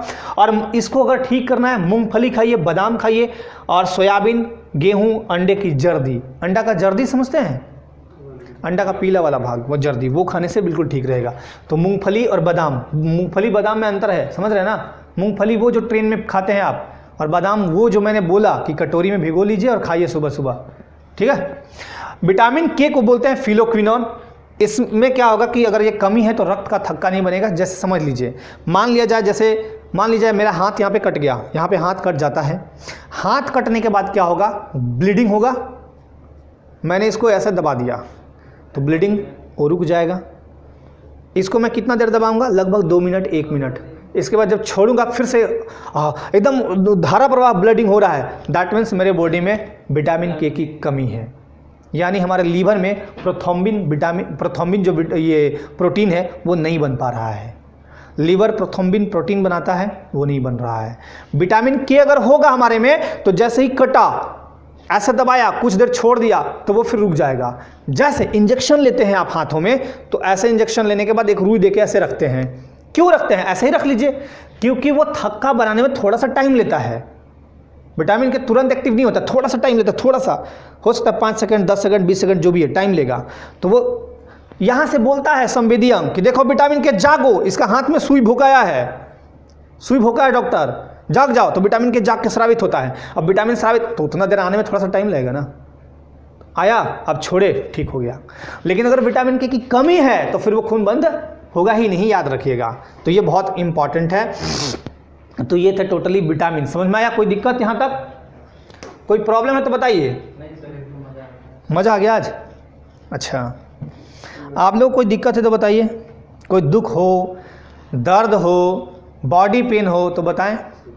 जिसको बॉडी पेन हो वो एक क्लास में आए, एक आध दिन मेरे क्लास में, यहाँ बॉडी पेन नहीं होगा। अच्छा, नहीं वो दुखड़े नहीं रोने हैं यहाँ मेरे क्लास में, वो सब नहीं चलेगा। बाकी आप प्रॉब्लम है कुछ पूछिए, कोई क्वेश्चन है पूछ लीजिए, है ना। कोई प्रॉब्लम है, कोई समस्या है तो पूछिए, बाकी समस्या वैसे समस्या गिनना थोड़े है। अच्छा, सब ठीक है, चलिए ओके। अब आते हैं लघु खनिज में। खनिज दो प्रकार के होंगे, लघु और वृहद खनिज, ठीक है, दोनों को देख लीजिएगा, ठीक है। कैल्शियम का काम क्या है ना। कैल्शियम का काम है, देखिए कैल्शियम का काम है दांत और हड्डी की रचना करना, तंत्रिकाओं और पेशियों में काम आता है आपका कैल्शियम। और कैल्शियम अगर मैं बोलूँ, ये बोलूँ, सबसे इंपॉर्टेंट इसका जो काम देखा गया है हड्डी और दांतों की संरचना में कैल्शियम। कैल्शियम की कमी से हड्डी बिल्कुल कमज़ोर पड़ते हैं। और मैं आपको बताया था कि कैल्शियम अगर बॉडी में बहुत ज़्यादा हो जाए हड्डियों में तो क्या हो जाएगा, हड्डी कमज़ोर हो जाएगी। कारण क्या है, कैल्शियम जो हड्डियों में कैल्शियम है वो स्रावित होने लगेंगे और फिर दिक्कत हो जाएगी। हम बोले ना कि आपका बॉडी कुछ भी ऐसा अल्टर पल्टर चीज़ नहीं लेता है, वो वही लेता है जो उसको ज़रूरत होती है। तो कैल्शियम है, दूध पनीर खाइए, दूध खाइए, पनीर खाइए, हरी सब्जी खाइए, फलियों में भी कैल्शियम होता है, ठीक है, फलियाँ समझते हैं ना, ठीक है, वेरी गुड। अनाज, अंडा, मछली, इन सब में कैल्शियम मिलेगा, ठीक। अब इसकी कमी से क्या होगा, दांत, हड्डी और शरीर की वृद्धि रुक जाएगी, है ना। चलिए आगे बढ़ते हैं। फास्फोरस का काम क्या होता है। फास्फोरस का काम ये होगा, दूध, अब देखिए इसका काम क्या होगा, सॉरी, दांत और हड्डी की रचना। मैंने बोला था कैल्शियम के साथ फास्फोरस भी होता है दांतों और हड्डियों में। अम्ल क्षार संतुलन, अब देखिए फास्फोरस क्या होता है, अम्ल और क्षार का बॉडी में संतुलन करता है। अम्ल अगर बढ़ रहा है तो कंट्रोल, क्षार बढ़ रहा है कंट्रोल, मतलब बैलेंस करके रखना। एटीपी, डीएनए, आरएनए आदि का ये घटक होता है, कौन, फास्फोरस, वेरी गुड। दांत हड्डी कमजोर होगा, शरीर की वृद्धि और कार्य की अवरुद्ध होगा, इससे भी ये भी याद रखिएगा। स्रोत में क्या होगा, दूध, मांस, अनाज, अंडे, मछली, मोस्टली वही है, लेकिन आपको एक बार दिमाग में ये सब रखना है। एक बार स्क्रीनशॉट भी ले लीजिए आप, ताकि आपको ये चीज़ें याद हो जाएं। चलिए लघु खनिज स्क्रीनशॉट ले लीजिए फटाफट। अब आता है गंधक, सल्फर। अंडे, मांस, पनीर, मछली, सेम तो सबको पता होगा, ब्रोकली, गोभी, सलजम, इन सब में होता है गंधक, सल्फर। इसकी कमी से क्या होगा, प्रोटीन की कमी तथा प्रोटीन उपचय की गड़बड़ियाँ। अगर गंधक कमी है, गंधक यानी सल्फर की बॉडी में कमी है तो प्रोटीन में कमी आने लगी, और प्रोटीन में कमी आएगी तो समझ लीजिए दिक्कत होगा आपको। कई एमिनो अम्ल तथा कुछ हार्मोन्स और जो घटन है इसके कैरोटीन के संश्लेषण के लिए आवश्यक हैं। कैरोटीन ये भी बहुत इंपॉर्टेंट माना जाता है। एमिनो अम्ल अगर दिक्कत है, एमिनो अम्ल नहीं बन रहे हैं, दैट मीन्स प्रोटीन में गड़बड़ी है। मैंने क्या बताया कि जहाँ पे टोटली अमीनो अम्ल है वो कंप्लीट प्रोटीन है, जैसे सोयाबीन, तो अमीनो अम्ल सब सारे होते हैं उसमें। पोटेशियम का काम क्या है, पोटेशियम का काम है अम्ल क्षार का संतुलन। इसका भी पोटेशियम फास्फोरस दोनों का अम्ल क्षार का संतुलन। जल संतुलन हमारे बॉडी में 65% है। मान लीजिए जल, एक बाल्टी पी गए पानी, तो बोलेगा बॉडी कैसे निकाले इसको, तो बॉडी क्या करेगा, तंत्रिका तंत्र कहेगा, मतलब यहाँ जो गया है आपका ये तंत्रिका तंत्र कहेगा ये बॉडी को, देखो ठीक नहीं किया तुम, आज निकल जाओ मेरे रास्ते से, तो पानी सब निकलेगा कहाँ से, मूत्र मार्ग से बाहर, यूरिन के थ्रू बाहर निकल जाएगा, सारा निकलेगा। 5-5 मिनट में आपको दौड़ाएगा। एक बाल्टी पानी मान लीजिए पी गए तो 5-5 मिनट में दौड़ाएगा और बोलेगा तुमने आज नाइंसाफ़ी की मेरे साथ, प्रकृति विरुद्ध काम किया तुमने, तो ये कराएगा। तो एक तो ये होता है। उसके अलावा तंत्रिकाओं और पेशियों की कार्यकी और हृदय स्पंदन में भी ये हार्ट जो बीट होता है उसमें भी ये मदद करता है। इसकी कमी होगी तो निम्न रक्तचाप होगा, यानी लो ब्लड प्रेशर, और पेशियों की दुर्बलता और अपंगता भी कभी कभी देखा गया है। ठीक है, ये हो गया। अब आगे बढ़ते हैं। क्लोरीन का काम क्या है, देखिए क्लोरीन कभी कभी देखे हैं आप आमतौर पर, जैसे कुआं है, कुआं भारत में जो सबसे पुरानी पद्धति है सिंचाई की वो कुआं ही होती थी। ठीक है, कुआं, तो कुआं में देखिएगा कि कभी कभी क्या होता था कि कुआं में कीड़े पड़ जाते थे, उसमें क्या डालते थे, क्लोरीन, यही क्लोरीन डालते थे। खाने वाला नमक जैसा अम्ल क्षार संतुलन और जल संतुलन बनाए रखता है। भूख की कमी, पेशियों की ऐंठन और थकावट। भूख की कमी माने भूखे नहीं लगेगा आपको, पेशी ये उठाएगा और थकावट जैसा फील होगा। सोडियम खाने वाला नमक जिसको बोलते हैं NaCl, ठीक। अम्ल क्षार का संतुलन, अम्ल क्षार, नमक जब बॉडी में गया अम्ल क्षार का संतुलन बनाया, जल संतुलन और हृदय स्पंदन। इसकी कमी से, सोडियम की कमी से निम्न रक्तचाप, भूख की कमी, पेशियों में थकावट और ऐंठन, ये सब होगा। मैग्नीशियम का काम क्या है? हाँ, ये बहुत इंपॉर्टेंट, दांत और हड्डी की रचना मैग्नीशियम यहाँ पे, ठीक। उसके अलावा तंत्रिका तंत्र की कार्यकी पर यह प्रभाव डालता है। कमी से क्या होगा? उपचयी अभिक्रिया की अनियमितता से बहुत सारे तंत्रिका तंत्र वाले फंक्शन आपके काम नहीं करेंगे। दूध लीजिए, साबुन लीजिए, साबुत है यहाँ पे, साबुत लीजिए, अनाज लीजिए, साबुन नहीं लेना है, साबुत, मछली, मांस, हरी सब्जी, ये सब खाइए तो मैग्नीशियम आपको प्रचुर मात्रा में मिलते रहेंगे। तो ये क्या थे? लघु पोषक तत्व थे, लघु खनिज थे। अब ये है क्या है? ये अल्प खनिज। अब ट्रेस मिनरल्स देखिए, थोड़े थोड़े मात्रा में हमको ये भी चाहिए, क्योंकि थोड़े थोड़े मात्रा में ये नहीं मिलेंगे तब भी दिक्कत है। जैसे आयोडीन, आयोडीन की कमी से क्या होता है? बहुत बार पूछा गया है, ग्वाइटर या घेंगा या गलगंड रोग, तीनों नाम है। बुद्धिहीनता इसी को बोलते हैं, मंद शारीरिक विकास, थोड़ा कम काम करेगा आपका। और ज़्यादा अगर आयोडीन भी खा रहे हैं, ज़्यादा नमक, तो चिड़चिड़ापन होगा, ब्लड प्रेशर ज़्यादा हो जाएगा, गुस्सा ज़्यादा आएगा, तो वो भी नहीं कर रहे हैं, है ना। थायरॉक्सिन हार्मोन का महत्वपूर्ण घटक होता है आयोडीन। आपको मैंने कल बताया था थायरॉक्सिन हार्मोन यहाँ पे है, इसका मतलब घटक होता है आयोडीन। थायरॉक्सिन हार्मोन का अगर ठीक से निकास नहीं होगा तो फिर यहाँ थायरॉक्सिन बढ़ जाएगा गले में, ये वाला पार्ट, और ये फूल जाएगा, उसी को बोलते हैं ये घेंगा रोग। दूध, अंडा ये खाइए, समुद्री भोजन जो है, और आयोडीन युक्त नमक। समुद्री भोजन जैसे समुद्र में पाए जाने वाले कुछ जीव है, उनको खा लिए, तो वो भी तो वही पानी पी रहे हैं ना, तो उनके अंदर ऑटोमेटिकली आयोडीन गया है, तो वो सारा चीज़ खाने से भी आपका ठीक रहेगा।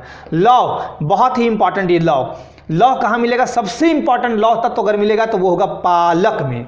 हीमोग्लोबिन, मायोग्लोबिन तथा साइटोक्रोम एंजाइमों का घटक, ऑक्सीजन का परिवहन करता है लौह तत्व। इसी लौह तत्व की कमी से होता है एनीमिया या रक्ताल्पता। और अगर एनीमिया यानी खून की कमी हुई तो आपके बॉडी में सर्कुलेशन क्या हो जाएगा? धीमा। 5 उंगली है मेरे हाथ में, 5 उंगली से मैं जितना स्पीड में काम करूंगा, क्या 3 उंगली से कर पाऊंगा? नहीं। तो आपके बॉडी में मान लीजिए 5.5 लीटर ब्लड है, महिलाओं में मान लीजिए वही 4.5 लीटर के आसपास समझ लीजिए, 4.5 लीटर से घट के 3.5 लीटर हो गया, तो 4.5 लीटर जितने ऑक्सीजन को खींच के ला रहे थे 3.5 लीटर ला पाएंगे? नहीं ला पाएंगे, तो ऑक्सीजन का परिवहन में गड़बड़ हो जाएगा।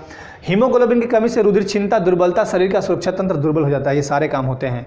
जिंक यानी जस्ता, साबुत अनाज, दूध, मांस, अंडा, समुद्री भोजन खाइए तो जिंक मिलेगा। सामान्य वृद्धि, जननांगों का विकास, प्रोटीन एवं न्यूक्लिक अम्लों का संश्लेषण, घावों को भरने प्रतिरोधी क्षमता का विकास, जिंक बहुत आवश्यक है। यानी जस्ता से क्या होगा कि आपका प्रतिरोधक क्षमता बढ़ा देगा, जननांगों का विकास करेगा, प्रोटीन और न्यूक्लिक अम्लों का संश्लेषण करेगा। जैसे आप प्रोटीन लिए, इसका संश्लेषण नहीं हो पाएगा, जिंक की कमी रहेगी, तो इससे कमी से क्या होगा? जनन क्षमता का क्षय होगा, भूख की कमी हो जाएगी, खुरदरी त्वचा हो जाएगी, वृद्धि रुक जाएगी, और सुरक्षा तंत्र आपका दुर्बल हो जाएगा, प्रतिरक्षा तंत्र दुर्बल हो जाएगा। तांबा इसके कारण से क्या होगा? ध्यान दीजिएगा, रुधिर क्षीणता, ऊतकों और रुधिर वाहिनियों की दुर्बलता, और बालों का रूखा पड़ना। जिसको नहीं बोलते बाल रूखा है, तो आप कौन कौन सा शैम्पू यूज करते हैं? तो शैम्पू में कुछ पार्ट होते हैं तांबा वाले, वही ठीक करते हैं ऊपर से। वो तो ऊपर से ठीक किया, उस बाल को आप कटवा दीजिए, फिर से आपका अंदर से वैसा ही हो जाएगा, बस वही काम है। साइटोक्रोम ऑक्सीडेज एंजाइम का सहघटक है। लौह उपापचय संयोजी ऊतकों और रुधिर वाहिनियों का विकास करता है, त्वचा में मेलानिन पिगमेंट का निर्माण करता है। तो रुधिर वाहिनियों का ये विकास करेगा ताकि आपका रुधिर क्षीणता वगैरह नहीं होए। खाना है इसके लिए क्या? तो मांस खाइए, मेवा खाइए, फलियाँ खाइए, हरी सब्जी, समुद्री भोजन, अंडा, मछली, बीज, पोस्ता और सूरजमुखी, ये सारे खाइए तो आपका ये सब ठीक ठाक रहेगा। उसके अलावा है मैगजीन। अब मैगजीन को देखिएगा, मैगजीन के कारण क्या होगा? उपास्थि, अस्थि और संयोजी ऊतकों की वृद्धि में अनियमितता। जैसे आपका कार्टिलेज था, बोन था, उसमें जो वृद्धि होनी थी उसमें अनियमितता हो जाएगी, मतलब कंप्लीटली वृद्धि नहीं हो पाएगी, गड़बड़ियाँ होने लगेंगी। इसमें क्या होता है कि यूरिया संश्लेषण तथा फॉस्फेट। अब यूरिया संश्लेषण कहाँ होगा? हड्डियों में होता है ना यूरिया संश्लेषण, हड्डियों में नहीं होगा। यूरिया संश्लेषण कहाँ होगा? अरे यूरिया संश्लेषण यही तो होगा आगे चल के। यूरिया किसमें कन्वर्ट होता है? यूरिन में। स्क्रीनशॉट पीछे का भी नहीं दिया आप। अच्छा दे देता हूँ, 1 मिनट रुक जाइए, इसके बाद दोनों स्क्रीनशॉट ले लीजिएगा, टेंशन मत लीजिए। आप अभी आए क्या? नीरज कुमार, देख लीजिए, यूरिया संश्लेषण और फॉस्फेट समूह के स्थानांतरण से संबंधित अभिक्रियाओं के कुछ एंजाइमों का सहघटक घावों को भरने का काम करता है और अस्थियों का विकास। अस्थि उपास्थि को ठीक से रखना है, उसका विकास करना है, तो क्या लीजिएगा आप अपने ये अपने खाने में मैग्नीज ऑटोमेटिकली ये मिलता है। मेवा अगर ऑटोमेटिकली बॉडी में नहीं है, कमी है, तो आप क्या लीजिएगा, मेवा लीजिए, साबुत लीजिए, अनाज लीजिए, हरी सब्जी, चाय, फल, अनानास, बीन्स। एक बात हमेशा ध्यान रखिएगा, यहाँ जितनी भी चीज़ें रखी हुई हैं, इसमें ऐसा नहीं कि एकदम खींच के खा लेना है। चाय मैंने बोला तो दिन भर चाय नहीं पीते रहना है ना। अच्छा ठीक है, 2 नहीं लिए अभी दे देता हूँ मैं, टेंशन मत लीजिए। कोबाल्ट ये बहुत इंपॉर्टेंट, इस कोबाल्ट की कमी से एनीमिया रोग होता है। कोबाल्ट की कमी नहीं होने देना है। और मस्तिष्क संबंधी विकार, कहा गया है कि जिसके बॉडी में ब्लड थोड़ा कम होता है उसका माइंड ऑटोमेटिकली चिड़चिड़ा हो जाएगा, तो विकार तो आना स्वाभाविक सी बात है। विटामिन B12 का महत्वपूर्ण घटक सबसे इंपॉर्टेंट कोबाल्ट, याद रखिएगा। और ये लाल रक्त कणिकाओं का निर्माण करता है, ये भी याद रखिएगा। कोबाल्ट कहाँ मिलेगा, तो सबसे इंपॉर्टेंट याद रखिएगा आप, पालक। उसके अलावा हरी पत्तेदार सब्जियां, दूध, पनीर, मांस और यकृत, है ना। चलिए, ये सेलेनियम तो छोड़ दीजिए, क्रोमियम उतना इंपॉर्टेंट, थोड़ा सा क्रोमियम देख लेते हैं। क्रोमियम में क्या है, ध्यान दीजिएगा, ग्लूकोज उपापचय तथा ऊर्जा उत्पादन की गड़बड़ियाँ। ग्लूकोज उपापचय ये होना चाहिए ना मेटाबॉलिज्म, नहीं तो फिर ऊर्जा उत्पादन होगा नहीं ठीक से। तो यहाँ ग्लूकोज तथा अपचयी उपापचय जो है उसमें महत्वपूर्ण भूमिका निभाता है। इंसुलिन के सामान्य कार्य हेतु ये जरूरी होता है। कौन सा, क्रोमियम। कैसे मिलेगा, यीस्ट से मिलेगा, समुद्री भोजन से मिलेगा, कुछ सब्जियों में मिलेगा, मांस, यकृत, मेवा, साबुत अनाज, इन सब से मिलेगा। एक बार इसका स्क्रीनशॉट लेना है, ले लीजिए आप। चलिए खींचिए, पहले इसका ले लीजिए आप।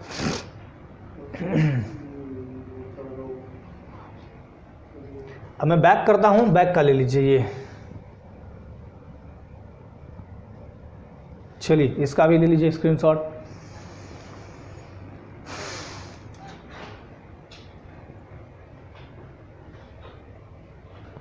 एक और बाकी होगा तो इसका भी ले लीजिए।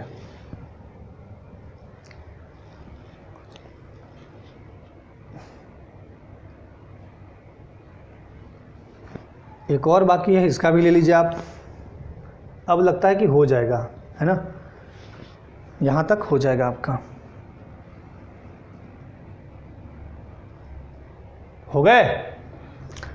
चलिए अब आगे बढ़ते हैं। हाँ ये देखिए, मॉलिब्डेनम, ये इंपॉर्टेंट है। मॉलिब्डेनम, ये ध्यान दीजिए क्या करता है। मॉलिब्डेनम का इंपॉर्टेंस क्या है कि देखिए, ये कुछ एंजाइमों का सहघटक और उन्हें सक्रिय करता है। अब ये करता क्या है, नाइट्रोजनीय जो अपजात हैं उन पदार्थों के उत्सर्जन में अनियमितता बना देता है। तो नाइट्रोजनीय जो पदार्थ हैं उनको निकालने में कौन मदद करेगा, मॉलिब्डेनम। ये कहाँ मिलेगा, एंजाइमों का ये सहघटक है, एंजाइमों का सहघटक है और उन्हें सक्रिय, एंजाइमों को एक्टिव करता है। एंजाइम को एक्टिव करेगा नहीं तो एंजाइम आपके बॉडी में पाचक रस नहीं बनाएंगे, वो दिक्कत हो जाएगा। नहीं हुआ है अभी तक, कैसे ले रहे हैं आप, अभी सारा तो दे दिया मैंने। चलिए अब ध्यान दीजिए, फ्लोरीन। फ्लोरीन क्या करता है, हड्डी और दांत की सुरक्षा प्रदान करवाता है। फ्लोरीन का काम क्या है, हड्डी और दांतों की सुरक्षा प्रदान कराना। दांत की दुर्बलता और अधिकता से एक रोग होता है जिसको बोलते हैं फ्लोरोसिस। फ्लोरोसिस ध्यान दीजिएगा, ये इसके लिए आपको क्या करना है, तो ये एक होता है जल, फ्लोरिडेटेड जल, यानी ये पेयजल है पीने वाला। चाय, समुद्री भोजन, या समुद्री भोजन में मछली पकड़ के लाइए समुद्र में और उसको खा लीजिए, अच्छा हो जाएगा। एक दिन खाने से ठीक नहीं होगा, ये भी याद रखिए। विटामिन तो पढ़ चुके हैं ना, हाँ विटामिन हो चुका ऑलरेडी। अब बचा क्या है, हाँ एक चीज़ और बताना था मुझे। अब देखिए यहाँ पे विटामिन संबंधी एक चीज़ आप ध्यान रखिएगा। एक दिन मैंने, मेरे ख्याल से लगता है कि मैंने एक दिन बताया है ना। देखिए यहाँ पे देख लीजिए, दो विटामिन ऐसे हैं जो जल में घुलनशील हैं। देखिए भूमिका चावला, मैंने क्या बोला था, भूमिका चावला जो हीरोइन है वो डेली जल में नहाती, बताया था ऐसा, बताया था ना।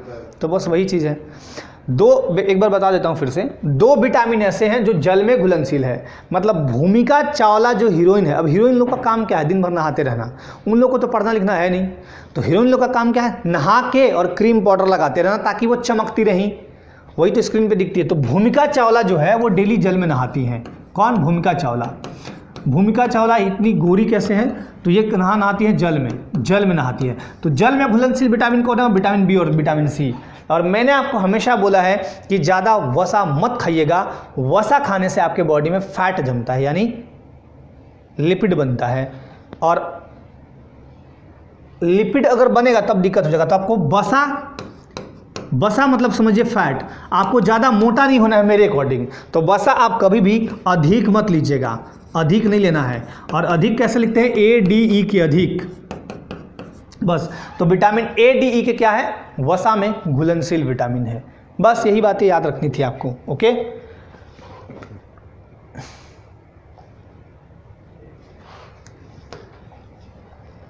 तो ये बातें हो गई।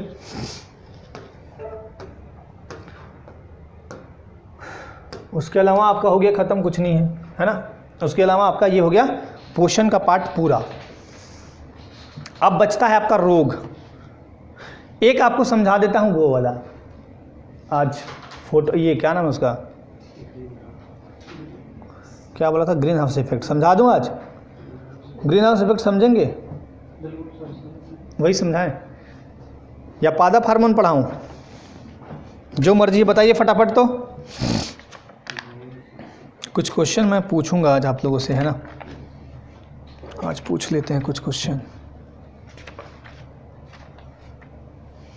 क्या पढ़ेंगे? Green house effect, global warming. चलिए देखिए, ग्रीन हाउस इफेक्ट ही दिखाता हूं, है ना।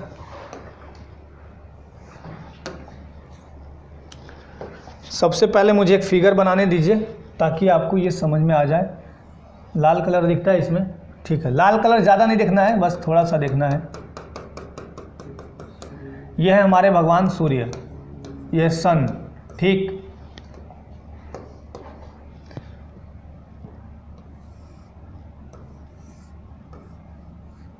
यह है ओजोन, ओजोन O3 जिसको बोलते हैं हम, ठीक है।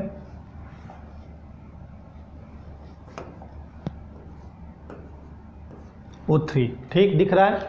चलिए, यह है हानिकारक पराबैंगनी किरणें। कौन सी किरणें हैं? Ultraviolet, ultraviolet. तो ये AV लिख दिया, मतलब हानिकारक पराबैंगनी किरणें ये पृथ्वी पर आएंगी। एक चीज़ और आपको यहाँ दिखा देता हूँ मैं थोड़ा सा, ताकि आपको यहाँ भी समझ में आ जाए।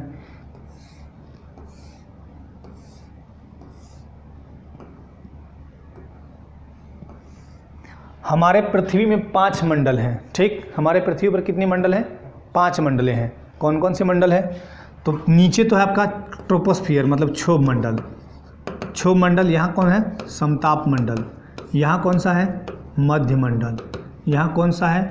आयन मंडल। और यहाँ कौन सा है? बहिर्मंडल। अब ऐसा मत कहिए कि सर भूगोल में जा रहे हैं। इंटरलिंक करके मैं ये चीज़ समझा रहा हूँ। यहाँ से एक क्वेश्चन बना देता है तो आपको बढ़िया से समझना है। दिमाग ये नहीं लगाना है कि भूगोल और ज्योग्राफी नहीं करना है। क्षोभ मंडल को देखिए, इसको भी याद मैं करा देता हूँ। देखिए इसको कैसे याद करना है, बस ऐसे याद कीजिएगा। ट्रस्ट मतलब होता है विश्वास। में आयो, विश्वास में कोई आएगा वो x आएगा। विश्वास में आयो x याद रखिएगा। देखिए ट्रस्ट मैं कैसे लिख रहा हूँ? TR फिर ST, मतलब एक छोटा एक बड़ा लिखना है, एक छोटा एक बड़ा। में आयो एक छोटा एक बड़ा लिखना है, और x को EX लिखिए, बात बराबर है। ट्रस्ट में आयो x, ये याद रखना है। TR मतलब होगा ट्रोपोस्फियर। मैं यहाँ पे शॉर्ट में लिख देता हूँ ट्रोपोस्फियर। स्फीयर लगा लीजिएगा आगे, क्योंकि लिखने में टाइम लग रहा है। ये होगा स्ट्रेटोस्फियर, स्ट्रेटोस्फियर, ठीक। ये होगा मेसोस्फियर, मेजोस्फियर या मेसोस्फियर कहिए। ये होगा आइनोस्फियर, और ये होगा एक्जोस्फियर, ठीक। सब में फियर लगा लीजिए। तो जो हमारे आसपास की वातावरण है उनको जो वायुमंडल बोला गया है, उस वायुमंडल में 5 परतें हैं। क्रमानुसार नाम आपको क्या रखना है? याद रखना है ट्रस्ट में आयो x। ट्रस्ट TR मतलब ट्रोपोस्फियर। अब देखिए एक तो ये वाला याद रखना है आपको, फर्स्ट वाला, और एक ये लास्ट वाला। तो एग्जिट मतलब होता है बाहर, x मतलब बाहर, x मतलब बाहर, ठीक। एक ही याद रखना है ट्रस्ट। S मतलब स, S वर्ड जब लिखते हैं इंग्लिश का तो वो आता है स, मतलब स्ट्रेटोस्फियर होगा समताप मंडल S। M मतलब माँ, मिजोस्फियर इसको बोलेंगे। I मतलब आ रहा है ना वर्ड, आई। तो तो आई मतलब आ, और एग्जिट मतलब होता है बाहर, तो बचा क्या, ट्रोपोस्फियर, टीआर मतलब क्षोभ मंडल। तो ट्रोपोस्फियर क्षोभ मंडल, स्ट्रेटोस्फियर समताप मंडल, मेसोस्फियर मध्य मंडल, आयनोस्फियर आयन मंडल और एक्सोस्फियर बहिर्मंडल, ये 5 मंडलें हैं। अब यहाँ पे क्वेश्चन कैसे कैसे यहाँ से इंटरलिंक करना है हमको वो बताना है, ध्यानपूर्वक देखिएगा। क्षोभ मंडल में सारी मौसमी घटनाएं घटती हैं, ठीक, धूल, आंधी, तूफान, बवंडर, हवा, वर्षा, सारा कुछ होगा, मेघ बादल सब यहीं बनेंगे, माउंट एवरेस्ट भी यहीं है, इसी में है, तो सारे कुछ यहीं होंगे। 2 तरह के प्लेन उड़ते हैं, मतलब 2 तरह के ऊपर वाले उड़ते हैं, ऊपर में 2 तरह के, एक तो होगा एरोप्लेन, एक होगा हेलीकॉप्टर। हेलीकॉप्टर तो क्षोभ मंडल में उड़ा दीजिएगा, कोई दिक्कत नहीं है, आमतौर पे क्षोभ मंडल में ही उड़ते हैं हेलीकॉप्टर। हेलीकॉप्टर मतलब जो सबसे ज़्यादा आवाज़ नहीं करता है, गोला सा बड़ा सा रहता है, बहुत ज़्यादा बड़ा नहीं होता है वो हेलीकॉप्टर। लेकिन एरोप्लेन जो जिस पे आप एयर इंडिया वगैरह हो गया, एरोप्लेन जब भी उड़ेगा समताप, सम मतलब होता है बराबर, सम मतलब बराबर, ताप माने टेम्परेचर, यहाँ तापमान एकदम समान रहता है, यहीं पे आपका एरोप्लेन उड़ते हैं, एरोप्लेन। इसके अलावा ओजोन परत यहीं पाया जाता है, ओजोन परत। ओजोन परत वैसे बोला जाता है कि 15 से 35 किलोमीटर के बीच, लेकिन उसका देखा गया 50 किलोमीटर तक, 15 से 35 तक एकदम सघन रूप में है, और 50 किलोमीटर तक थोड़ा कम होते हैं, तो यहाँ पाया जाता है। खैर इस पर पूरा डिटेल नहीं कर रहे हैं, हम यही बता रहे हैं, समताप मंडल यहाँ प्लेन उड़ेंगे। दूसरी बात, क्यों उड़ेगा, तापमान समान है, और वहाँ वर्षा से उनको उतना, वर्षा तो नीचे होगा, कभी कभी देखिएगा बारिश में भी प्लेन उड़ जाता है, उड़ता रहता है ना, एकदम अंधकार नीचे किया, ऊपर प्लेन उड़ रहा है, कभी कभी देखिएगा होता है ऐसा। ओजोन परत कहाँ है, समताप मंडल में। ओजोन परत कहाँ है, समताप मंडल में। मध्य मंडल में कुछ मत याद कीजिए, आयन मंडल में जो हम मोबाइल चला रहे हैं, नेटवर्क, टीवी, रेडियो, फोन जो भी है, ये यहाँ आयन मंडल में क्या लगा है, लघु दीर्घ रेडियो तरंगे लगी हुई हैं, ठीक है ना, 3-4 प्रकार की परतें होती हैं यहाँ। और बहिमंडल में कृत्रिम उपग्रह स्थापित कीजिए, छोड़ दीजिए उसको, हटाइए, इतनी बातें हो गई, भूल जाइए। अब केवल एक चीज़ यहाँ से उठाइएगा, ओजोन परत। ओजोन परत को हम बोलते हैं O3। सूर्य से आने वाली हानिकारक पराबैंगनी किरणों को रोकता है ओजोन परत। एक फंडा मैं आपको और बताता हूं, मैं आपको आज पढ़ाया पोषण, और अब घर से माँ कसम खा के आए, बहन कसम खा के आए, जो भी कसम खा के आए, मतलब कसम खा लिए कि आज मुझे नहीं पढ़ना है, तो आप पोषण को लिए अपने अंदर, आपने पोषण को अपने अंदर लिया, नहीं लिया। लेकिन यहां प्रकृति में देखिएगा क्या होगा, किसी भी चीज को लेना देना उनके ऊपर निर्भर करता है। आपको मैं जो ज्ञान दे रहा हूं आपके ऊपर निर्भर करता है कि आप लेना चाहते हैं नहीं लेना चाहते हैं। तो जैसे मान लीजिए किसी भी चीज का परत अगर पतला है, देखिए इतना पतला, तो उस पर पानी जब डालिएगा तो कम रुकेगा, और यही परत मैं इतना मोटा कर दूं तो ज़्यादा रुकेगा, यही परत इतना मोटा होगा तो और ज़्यादा रुकेगा। जैसे एक एग्जाम्पल मैं दिखा देता हूं सामने, मान लीजिए एक रुमाल है, इतनी पतली रुमाल है, इस पर पानी डालेंगे, कितना पानी आएगा, मोस्टली एक चुल्लू भर पानी इसमें आएगा, भीग जाएगा। इससे ज़्यादा पानी डालिएगा तो ये टपकने लगेगा। यही रुमाल अगर मैं इतना मोटा कर दूं तो इसमें 1 जग पानी समाहित हो जाएगा। तो जो भी परतें हैं यहाँ पे, अगर वो मोटी होंगी तो वो ज़्यादा अवशोषण करेंगी। मैं यही बात बता रहा हूँ, परतें अगर मोटी है तो ज़्यादा अवशोषण करेंगी, परतें अगर मोटी है तो ज़्यादा अवशोषण करेगी, परतें अगर मतलब कम मोटी है तो कम अवशोषण करेंगी। ठीक, उसके लिए कारक बताता हूँ। सूर्य से आने वाली हानिकारक पराबैंगनी किरणों को रोकता कौन है, ओजोन परत। ओजोन परत को प्रभावित कौन कर रहा है, क्लोरोफ्लोरोकार्बन। क्लोरोफ्लोरोकार्बन बनता कैसे है तो देख लीजिए कैसे बनता है। आज मैं दिखाता हूं कहानी इनका थोड़ा। पहला तो एसी, एयर कंडीशनर से निकलने वाले जो गैस है, कभी आप देखिएगा कि एसी, अब मैं माफ़ी चाहता हूं इसके लिए कि मैंने आपको कसम की बात मैंने कर दी है ना, लेकिन ध्यान दीजिएगा, एसी जो एयर कंडीशनर होता है वो आपको बहुत ठंडा हवा देगा, बड़ा सुकून लगता है। ट्रेन में बैठे एसी चला दो, कार में बैठे एसी चला दो, घर में बैठे एसी चला दो, लेकिन उससे एक और निकलता है, उससे गर्म हवा। वो कहाँ जा रहा है, वायुमंडल। क्या होगा, गर्म होगा। दूसरा है फ्रिज, जिसको बोलते हैं आप रेफ्रिजरेटर। ठीक, इससे क्लोरीन गैस निकलती है। ठीक, तीसरा है आपका स्प्रे, बहुत सारी स्प्रे होती हैं वो। और चौथा है एक जेट विमान, सुना होगा आपने, जेट विमान। जेट विमान बहुत आवाज़ करता है, बहुत बुरी मतलब धुआं छोड़ता है वो, और जेट विमान से निकलने वाली जो धुआं होती हैं, धुआं, उनसे भी निकलता है आपका CFC बनता है, क्लोरोफ्लोरोकार्बन। और क्लोरोफ्लोरोकार्बन है ओजोन का दुश्मन। ये ओजोन परत को क्या करेगा, मान लिया जाए ओजोन परत इतना था मोटा, इतना मोटा था, तो जैसे जैसे CFC इस पे प्रहार करेगा ये धीरे धीरे पतला होगा। और मैंने क्या बताया कि जितना पतला चीज़ होगा वो कम अवशोषण करेगा, मोटा वाला ज़्यादा अवशोषण करेगा। चलिए इतनी बात तो समझ में आ गई। सूर्य से आने वाली हानिकारक अल्ट्रावायलेट किरणों को, पराबैंगनी किरणों को अवशोषित ओजोन परत करता है। और ध्यान दीजिएगा, विश्व ओजोन दिवस कब मनाते हैं हम?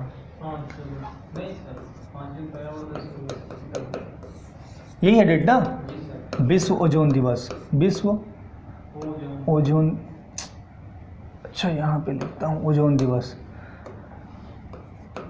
ओजोन दिवस, विश्व ओजोन दिवस, ठीक है, याद रखिएगा 16 सितंबर। वाह, वेरी गुड। अब देखिए ग्लोबल वार्मिंग में भी रुक जाइए थोड़ा सा, अभी चलेंगे, थोड़ा आराम से समझिए, बकाना नहीं, एकदम बिल्कुल सिंपल वे में समझेंगे, तरीके से समझिए, आपको याद हो जाएगा एकदम। ये चीज़ याद कीजिए, 1 नंबर फिक्स हो गया आपका। फिर 16 सितंबर विश्व ओजोन दिवस, ओजोन तक हम पहुँचे हैं। प्यारा धरती है यहाँ पे, ये देखिए धरती के कितने पार्ट, धरती के खरबूजे की तरह काटिएगा तो 3 पार्ट। यह है धरती, ऊपर में क्या है, क्रस्ट, सियाल है, हाँ ठीक है, वो भी आप बोल रहे थे। ये क्या है, मेंटल, और ये क्या है, कोर। इसको बोलते हैं भूपर पट्टी, इसको बोलते हैं अनुपटल, इसको बोलते हैं भूप्रभार या भूक्रोड। ठीक, 3 पार्ट हैं।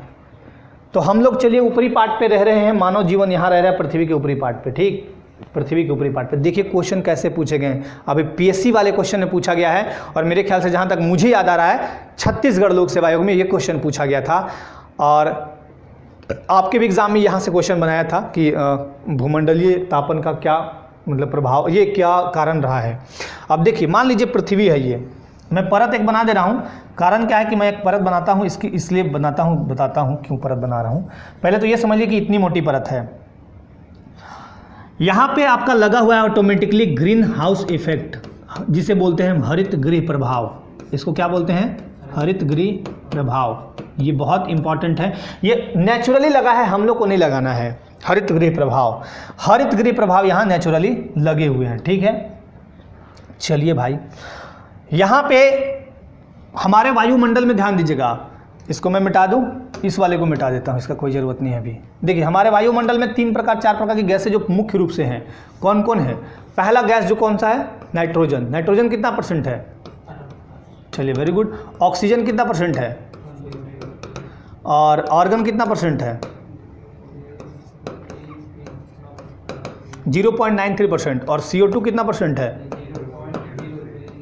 0.03%। तो कार्बन डाइऑक्साइड कितना है, 0.03%। ठीक, अब देखिएगा कार्बन डाइऑक्साइड का काम क्या है, गर्मी को बढ़ाना। कार्बन डाइऑक्साइड का काम क्या है, गर्मी को बढ़ाना। सर आप किस सब्जेक्ट के टीचर हैं? अरे आपको कहीं ऐसा तो नहीं लग रहा, प्रेक्षित, आपको कहीं आप लोगों को ऐसा तो नहीं लगने लगा ना कि बायोलॉजी पढ़ाते कहाँ चले गए। मैं पहले ही ये चीज़ बोल चुका हूँ कि ये इंटरलिंक करके ये क्वेश्चन पूछता है, इसलिए मैं ये बता रहा हूँ। कहिए तो मैं रोक देता हूँ, कोई परेशानी है तो बताएं। मैं आपके एग्ज़ाम के हित को ध्यान में रख के ये चीज़ बताने का प्रयास कर रहा हूँ कि ये क्वेश्चन कम से कम आपका यहाँ से बन जाए, है ना। वैसे आपका जवाब दूंगा बाद में मैं, ठीक है। चलिए अब समझिए हरित गृह प्रभाव। अब देखिए यहाँ पे क्या है, इस हरित गृह प्रभाव में जो सबसे उत्तरदायी भूमिका निभाता है वो होता है आपका कार्बन डाइऑक्साइड। इसके अलावा इस हरित गृह प्रभाव में क्या होता है, मीथेन CH4। इसके अलावा इस हरित गृह प्रभाव में और क्या होता है, कार्बन डाइऑक्साइड के अलावा आपका होता है मीथेन, धरातलीय ओजोन। धरातलीय मतलब धरातल पे जो ओजोन है। उसके अलावा आपका क्या होगा, कुछ पार्ट होता है CFC का। उसके अलावा और भी बहुत सारी गैसेस होती हैं। ठीक, मेनली आपको याद रहा। इसके अलावा होता है आपका वाटर वेपर, W भी लिख दिया मैं, वाटर वेपर मतलब जल वाष्प। जल वाष्प, ये बातें याद रखिएगा। ठीक, हरित गृह प्रभाव अगर पृथ्वी पर मान लिया जाए नहीं लगा होता तब क्या होता, उसके बारे में बताएंगे। थोड़ा सा रुक जाइए। अब देखिए फंडा मैंने क्या बताया कि आपको मैं कुछ दे रहा हूं, आप कसम खा के बैठे हो कि मुझे नहीं लेने हैं, नहीं लीजिएगा आप। लेकिन आपके पास लेने का फंडा, मान लीजिए आपके पास एक झोला है, उसमें 10 किलो रखने का जगह है, मैं आपको 12 किलो दे रहा हूं, तो रखिएगा, तो 2 किलो क्या कीजिएगा, वापस कर दीजिएगा मुझे। ठीक उसी तरह जितना मोटा परत होगा उतना ही सूर्य का हीट को रखेगा और उतना ही यहाँ पे प्रभाव होगा। मान लीजिए हीट यहाँ से कुछ धरती पे हीट आता है, मान लीजिए सूरज का हीट आता है धरती पे कि नहीं आता है, आता है, वायुमंडल भी गर्म है, तो चलिए वायुमंडल की गर्मी, सूरज की गर्मी, हीट यहाँ पे आई और देखी कि ये तो इतना ही मोटा है, तो यहाँ लगभग 35% हीट रुका और 65% अगेन वापस चला गया, कहाँ, अगेन वापस वायुमंडल में भाग गया। 30% हीट रुका लगभग, मैं एक एग्जाम्पल दे रहा हूँ, लगभग 30% हीट यहाँ रुका, 60% भाग गया वायुमंडल में। क्या होगा उस दिन, जिस दिन यहाँ कार्बन डाइऑक्साइड की मात्रा बहुत ज़्यादा बढ़ जाए तो उल्टा हो जाएगा, 65 रुकेगा और 35% वापस जाएगा। उस दिन आपके बॉडी का टेम्परेचर, सॉरी, पृथ्वी का टेम्परेचर 45-48 डिग्री ना होकर सीधे 60-70 डिग्री हो जाएगा, झुलस जाइएगा। और ये ग्रीन हाउस इफेक्ट पर प्रभाव करने के लिए अगर मैं बोलूं नेचुरली, तो एक चीज बहुत बहुत महत्वपूर्ण भूमिका निभाती है, मानवों का गलत बिहेवियर। मानवों का एक बहुत बड़ी गलती, पेड़ों का काटना। ध्यान दीजिए, मैं यहाँ पे लिखता हूँ ग्रीन हाउस इफेक्ट के लिए अगर उत्तरदायी गैस अगर पूछेगा तो CO2, लेकिन अगर पूछा कि मानव जनित उत्तरदायी कारक तो सीधे बोलिएगा कि पेड़ों का कटना। मैं एक बार फिर से आपको बता देता हूँ, पेड़ों का काटना। मनुष्य इतना स्वार्थी, इतना लालची, इतना दम्भी इंसान होता है, मतलब इतना दम्भी होता है कि उसके जैसा तो कोई धरती पे इंसान ही नहीं है। अपने लालच, अपने स्वार्थ सिद्धि के लिए प्रकृति के साथ इतने खिलवाड़ करता है कि आज ये वैश्विक मुद्दा बन चुका है, ग्लोबल वार्मिंग। ठीक, अब समझिए इसको। तो मेरे कहने का मतलब कि सूर्य से आने वाली ओजोन पराबैंगनी, हानिकारक पराबैंगनी किरणों को ओजोन परत रोकती है। अगर ये हानिकारक पराबैंगनी हमारे धरती पे आ जाए तो पहले तो जानवरों में हड़कंप मचा देगी, हमारे बॉडी पे आएगा तो हमारे बॉडी में त्वचा कैंसर हो जाएगा और धीरे धीरे हमारी डेथ होगी, अचानक नहीं होगी। ठीक, पहला चीज़। तो चलिए इसको रोकने के लिए ओजोन भैया यहाँ खड़े हैं। ओजोन भैया को एक परेशानी हो रही है, इनकी एक गर्लफ्रेंड है जो बहुत परेशान करती है, CFC, क्लोरोफ्लोरोकार्बन। और क्लोरोफ्लोरोकार्बन इतना खतरनाक है एक तरह से देखा जाए कि ये ओजोन में लगातार इसके परत को धीमा कर रहा है, छेद कर रहा है। अंटार्कटिका साइड में खोजा गया ना छेद। खैर, इस CFC को बनाता कौन है, हमारे द्वारा प्रयोग किया गया AC। इसके लिए हम सभी कहीं ना कहीं उत्तरदायी हैं। अगर उत्तरदायी नहीं है तो किसी ट्रेन में AC को बंद क्यों नहीं कराते, कम से कम अपने जगह के बंद कर देते। लेकिन वही है, एक कहावत ये भी सही है कि आप क्यों करेंगे, अकेला चना भाड़ नहीं फोड़ता। अकेला चना जब भाट नहीं फोड़ता तो आप कर भी क्या सकते हैं। इसके लिए पूरा वैश्विक एक समीकरण बनाना होगा, एक वैश्विक मुद्दा के तहत एक मतलब क्या बोलते हैं, एकजुटता बनाना होगा, तभी ये सॉल्व होगा, नहीं तो इतना आसानी से नहीं होगा, एक आदमी से कुछ नहीं होगा। खैर, फ्रिज का इस्तेमाल, आजकल फ्रिज जो है वो नए ढंग के बन रहे हैं जिसमें क्लोरीन गैस कम निकलती है। स्प्रे, बहुत सारे तरह के स्प्रे हैं उनसे निकलती है ना, ये सब चीज़ें याद रखिएगा। तो ये CFC गैस बनाते हैं। अब जब सूर्य का प्रकाश हो या वायुमंडल का जो हीट है वो यहाँ तक आता है और ये परत अभी इतनी मोटी है, दिन प्रतिदिन पेड़ों को काट रहे हैं। पेड़ कार्बन डाइऑक्साइड को लेते हैं, O2 छोड़ते हैं, कार्बन डाइऑक्साइड को लेते हैं, O2 छोड़ते हैं। ध्यान दीजिएगा, पेड़ों की संख्या जितना आज के 50 साल पहले थी, आज के टाइम में तो बहुत कम हो गया ना, बहुत कम। उसके बावजूद 50 साल पहले ये भी तो नहीं था, कोई फ्रिज नहीं थी, कोई AC नहीं थी, नहीं था, बहुत कम मात्रा में, न के बराबर समझिए उसको। नहीं था, ये जेट वगैरह भी नहीं था, हर चीज का सिस्टम था। आवश्यकता आविष्कार की जननी है, लेकिन अति आवश्यकता जो है विनाश की जननी है। तो भाई वही बात है। खैर, समझिए इसको, पहले यहाँ समझना, बाकी मुद्दों पे नहीं जाना है। अब मैं क्या बोला फिर से एक बार, यहाँ सूर्य से आने वाली हानिकारक पराबैंगनी किरणों को ओजोन परत रोकती है, ये लेकिन ये सूर्य का हीट, वायुमंडलीय हीट जब यहाँ आती है तो हरित गृह प्रभाव के कारण रुक जाती है इसको, क्योंकि यहाँ एक परत बना हुआ है, ये लेयर रोकता है। इस लेयर को बनाने वाले कौन कौन से हैं, तो सबसे उत्तरदायी कारक CO2, और अगर पूछेगा CO2 के बाद वाटर वेपर कह दीजिए, मीथेन कह दीजिए, CO2 के बाद मीथेन है, दूसरा में मीथेन है, तीसरा है नाइट्रस ऑक्साइड, उसके बाद मीथेन है, उसके बाद CFC है, मीथेन मैंने लिखा है, ठीक है। तो ये सब, इसके अलावा भी बहुत सारे और कारक हो सकते हैं, होते भी हैं, वाटर वेपर ये सारे मिलके हरित गृह प्रभाव को बनाते हैं।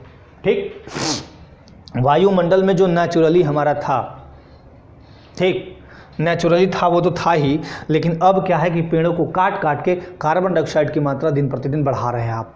पेड़ों को काट काट के बहुत तरह के दिक्कत कर रहे हैं आप। तो ये परत अब देखिएगा क्या होगा इस परत में, ये इतना था, अब ये परत दिन प्रतिदिन मोटा होगा तो यहाँ कितना रुक जाएगा, लगभग 40-45% रुका दीजिए, रुकिएगा ना। अब ये इतना मोटा हो गया तो ज़्यादा हीट को ये रोकेगा, और जब हीट पृथ्वी पर रुक गया तो पूरा वायुमंडल को क्या करेगा, पूरा पृथ्वी के ऊपरी पर जहां हम रहते हैं हीट बढ़ जाएगा।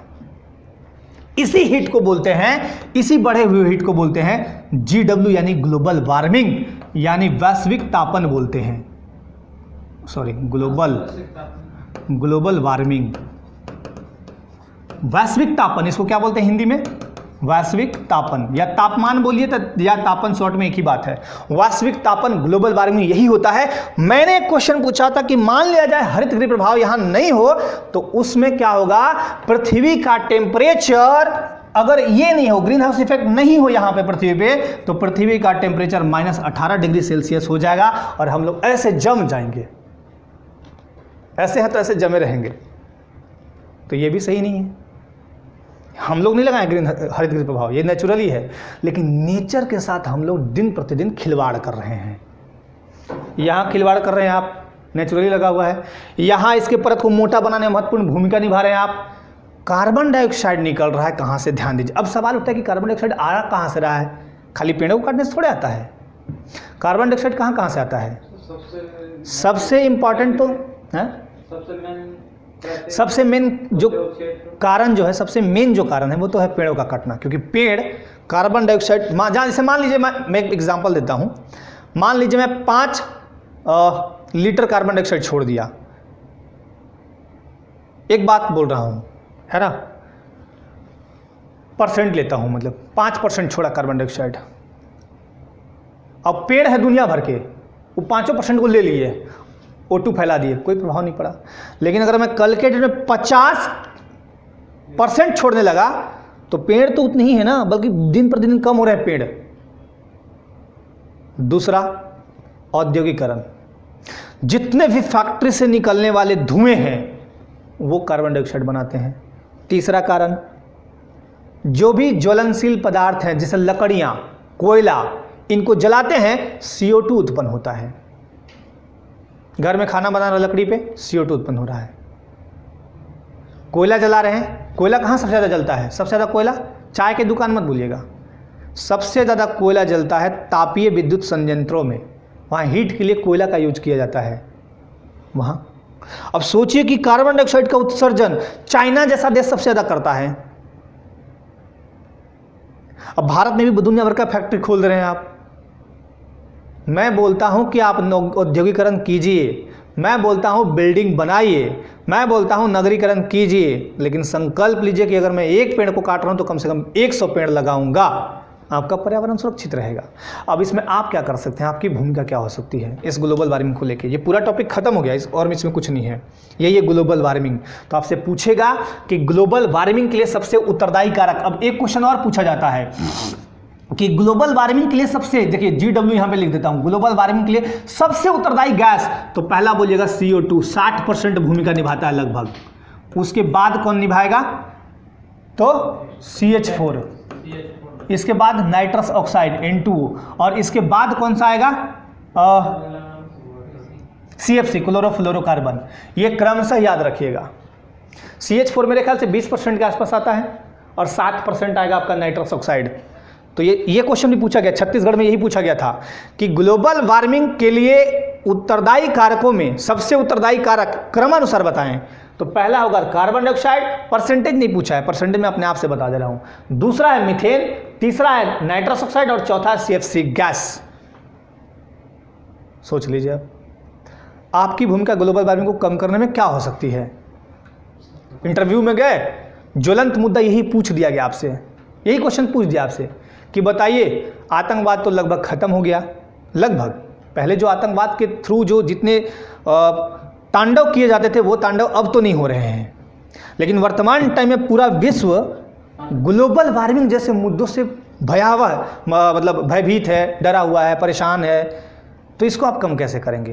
तो आप बोलिएगा सीधा सा बात, जिनका जवाब आया है, वाह वेरी गुड प्रिंस कुमार, सबसे बढ़िया जवाब। बाइक के अरे धुआं से तो होगा ही होगा। बाइक के धुएं से एक्चुअली निकलता है आपका मोनोऑक्साइड।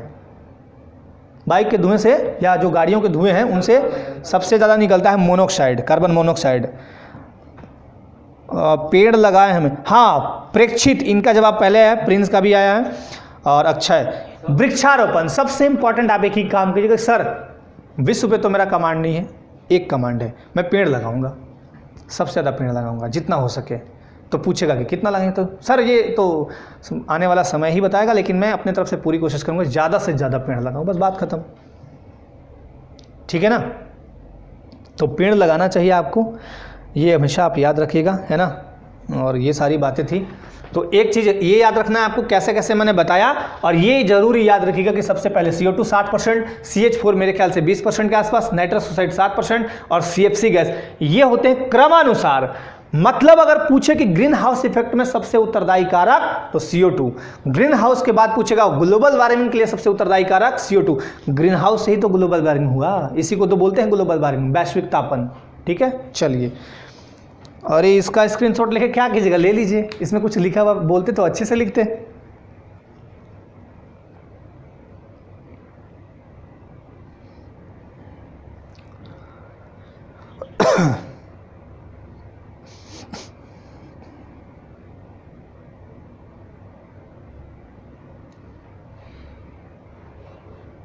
इंसान नहीं बचेगा तब।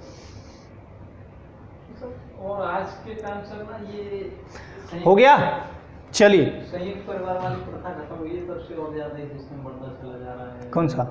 ये संयुक्त परिवार प्रथा थी, वो कुल मिला के। तो संयुक्त परिवार को खत्म क्यों किया? आप किए हैं, हम किए हैं, और कौन किया है? आज आप सह नहीं सकते हैं दो बातें और परिवार से अलग होना चाहते हैं। बस सर वही है ना, बोले तो कि इंसान जैसा स्वार्थी, लालची, दम्भी कोई तो है ही नहीं धरती पे। वो अपने स्वार्थ के लिए कुछ भी कर सकता है, स्वार्थ सिद्धि में सर कुछ भी करते चले, कुछ भी कर, तो ये नहीं करना चाहिए। और मैं तो हमेशा आपसे यही बोलूँगा, जितने भी आप अपने लाइफ में अगर एक पल के लिए मुझे अपना टीचर मानते होंगे तो मेरी सही गुरु दक्षिणा तो यही होगी कि जीवन में कहीं भी जाएं, प्रकृति के साथ खिलवाड़ आप कम से कम ना करें, पहली चीज़। और दूसरी चीज़, उन गेंदों को लीजिए जिससे आपको फ़ायदा है, उन बॉल्स को हटा दीजिए बाउंसर की तरह जो आपके लाइफ में कुछ रोल नहीं करते हैं। और तीसरी सबसे इंपॉर्टेंट बात कि लाइफ में जहाँ भी हो, जैसे भी हो, आप जिस स्थिति में हो, अगर आपसे जितना बन पाए मदद जरूर कीजिएगा किसी का, चाहे वो सामने वाला आपसे जिस आस के साथ आए, आपको रिटर्न में देखिएगा इतनी बड़ी ताकत मिलेगी कि जिसकी कल्पना आप भी नहीं करेंगे, और कहेंगे सर पता नहीं कहाँ से ऐसी बातें आपने बताई, है ना? हाँ तो ठीक है, एक प्रश्न पूछ लेता तो अच्छी बात है, शॉट ले लिए स्क्रीनशॉट। तो चलिए आज के लिए आप सभी को बहुत बहुत धन्यवाद, है ना? मिलते हैं फिर मंडे को।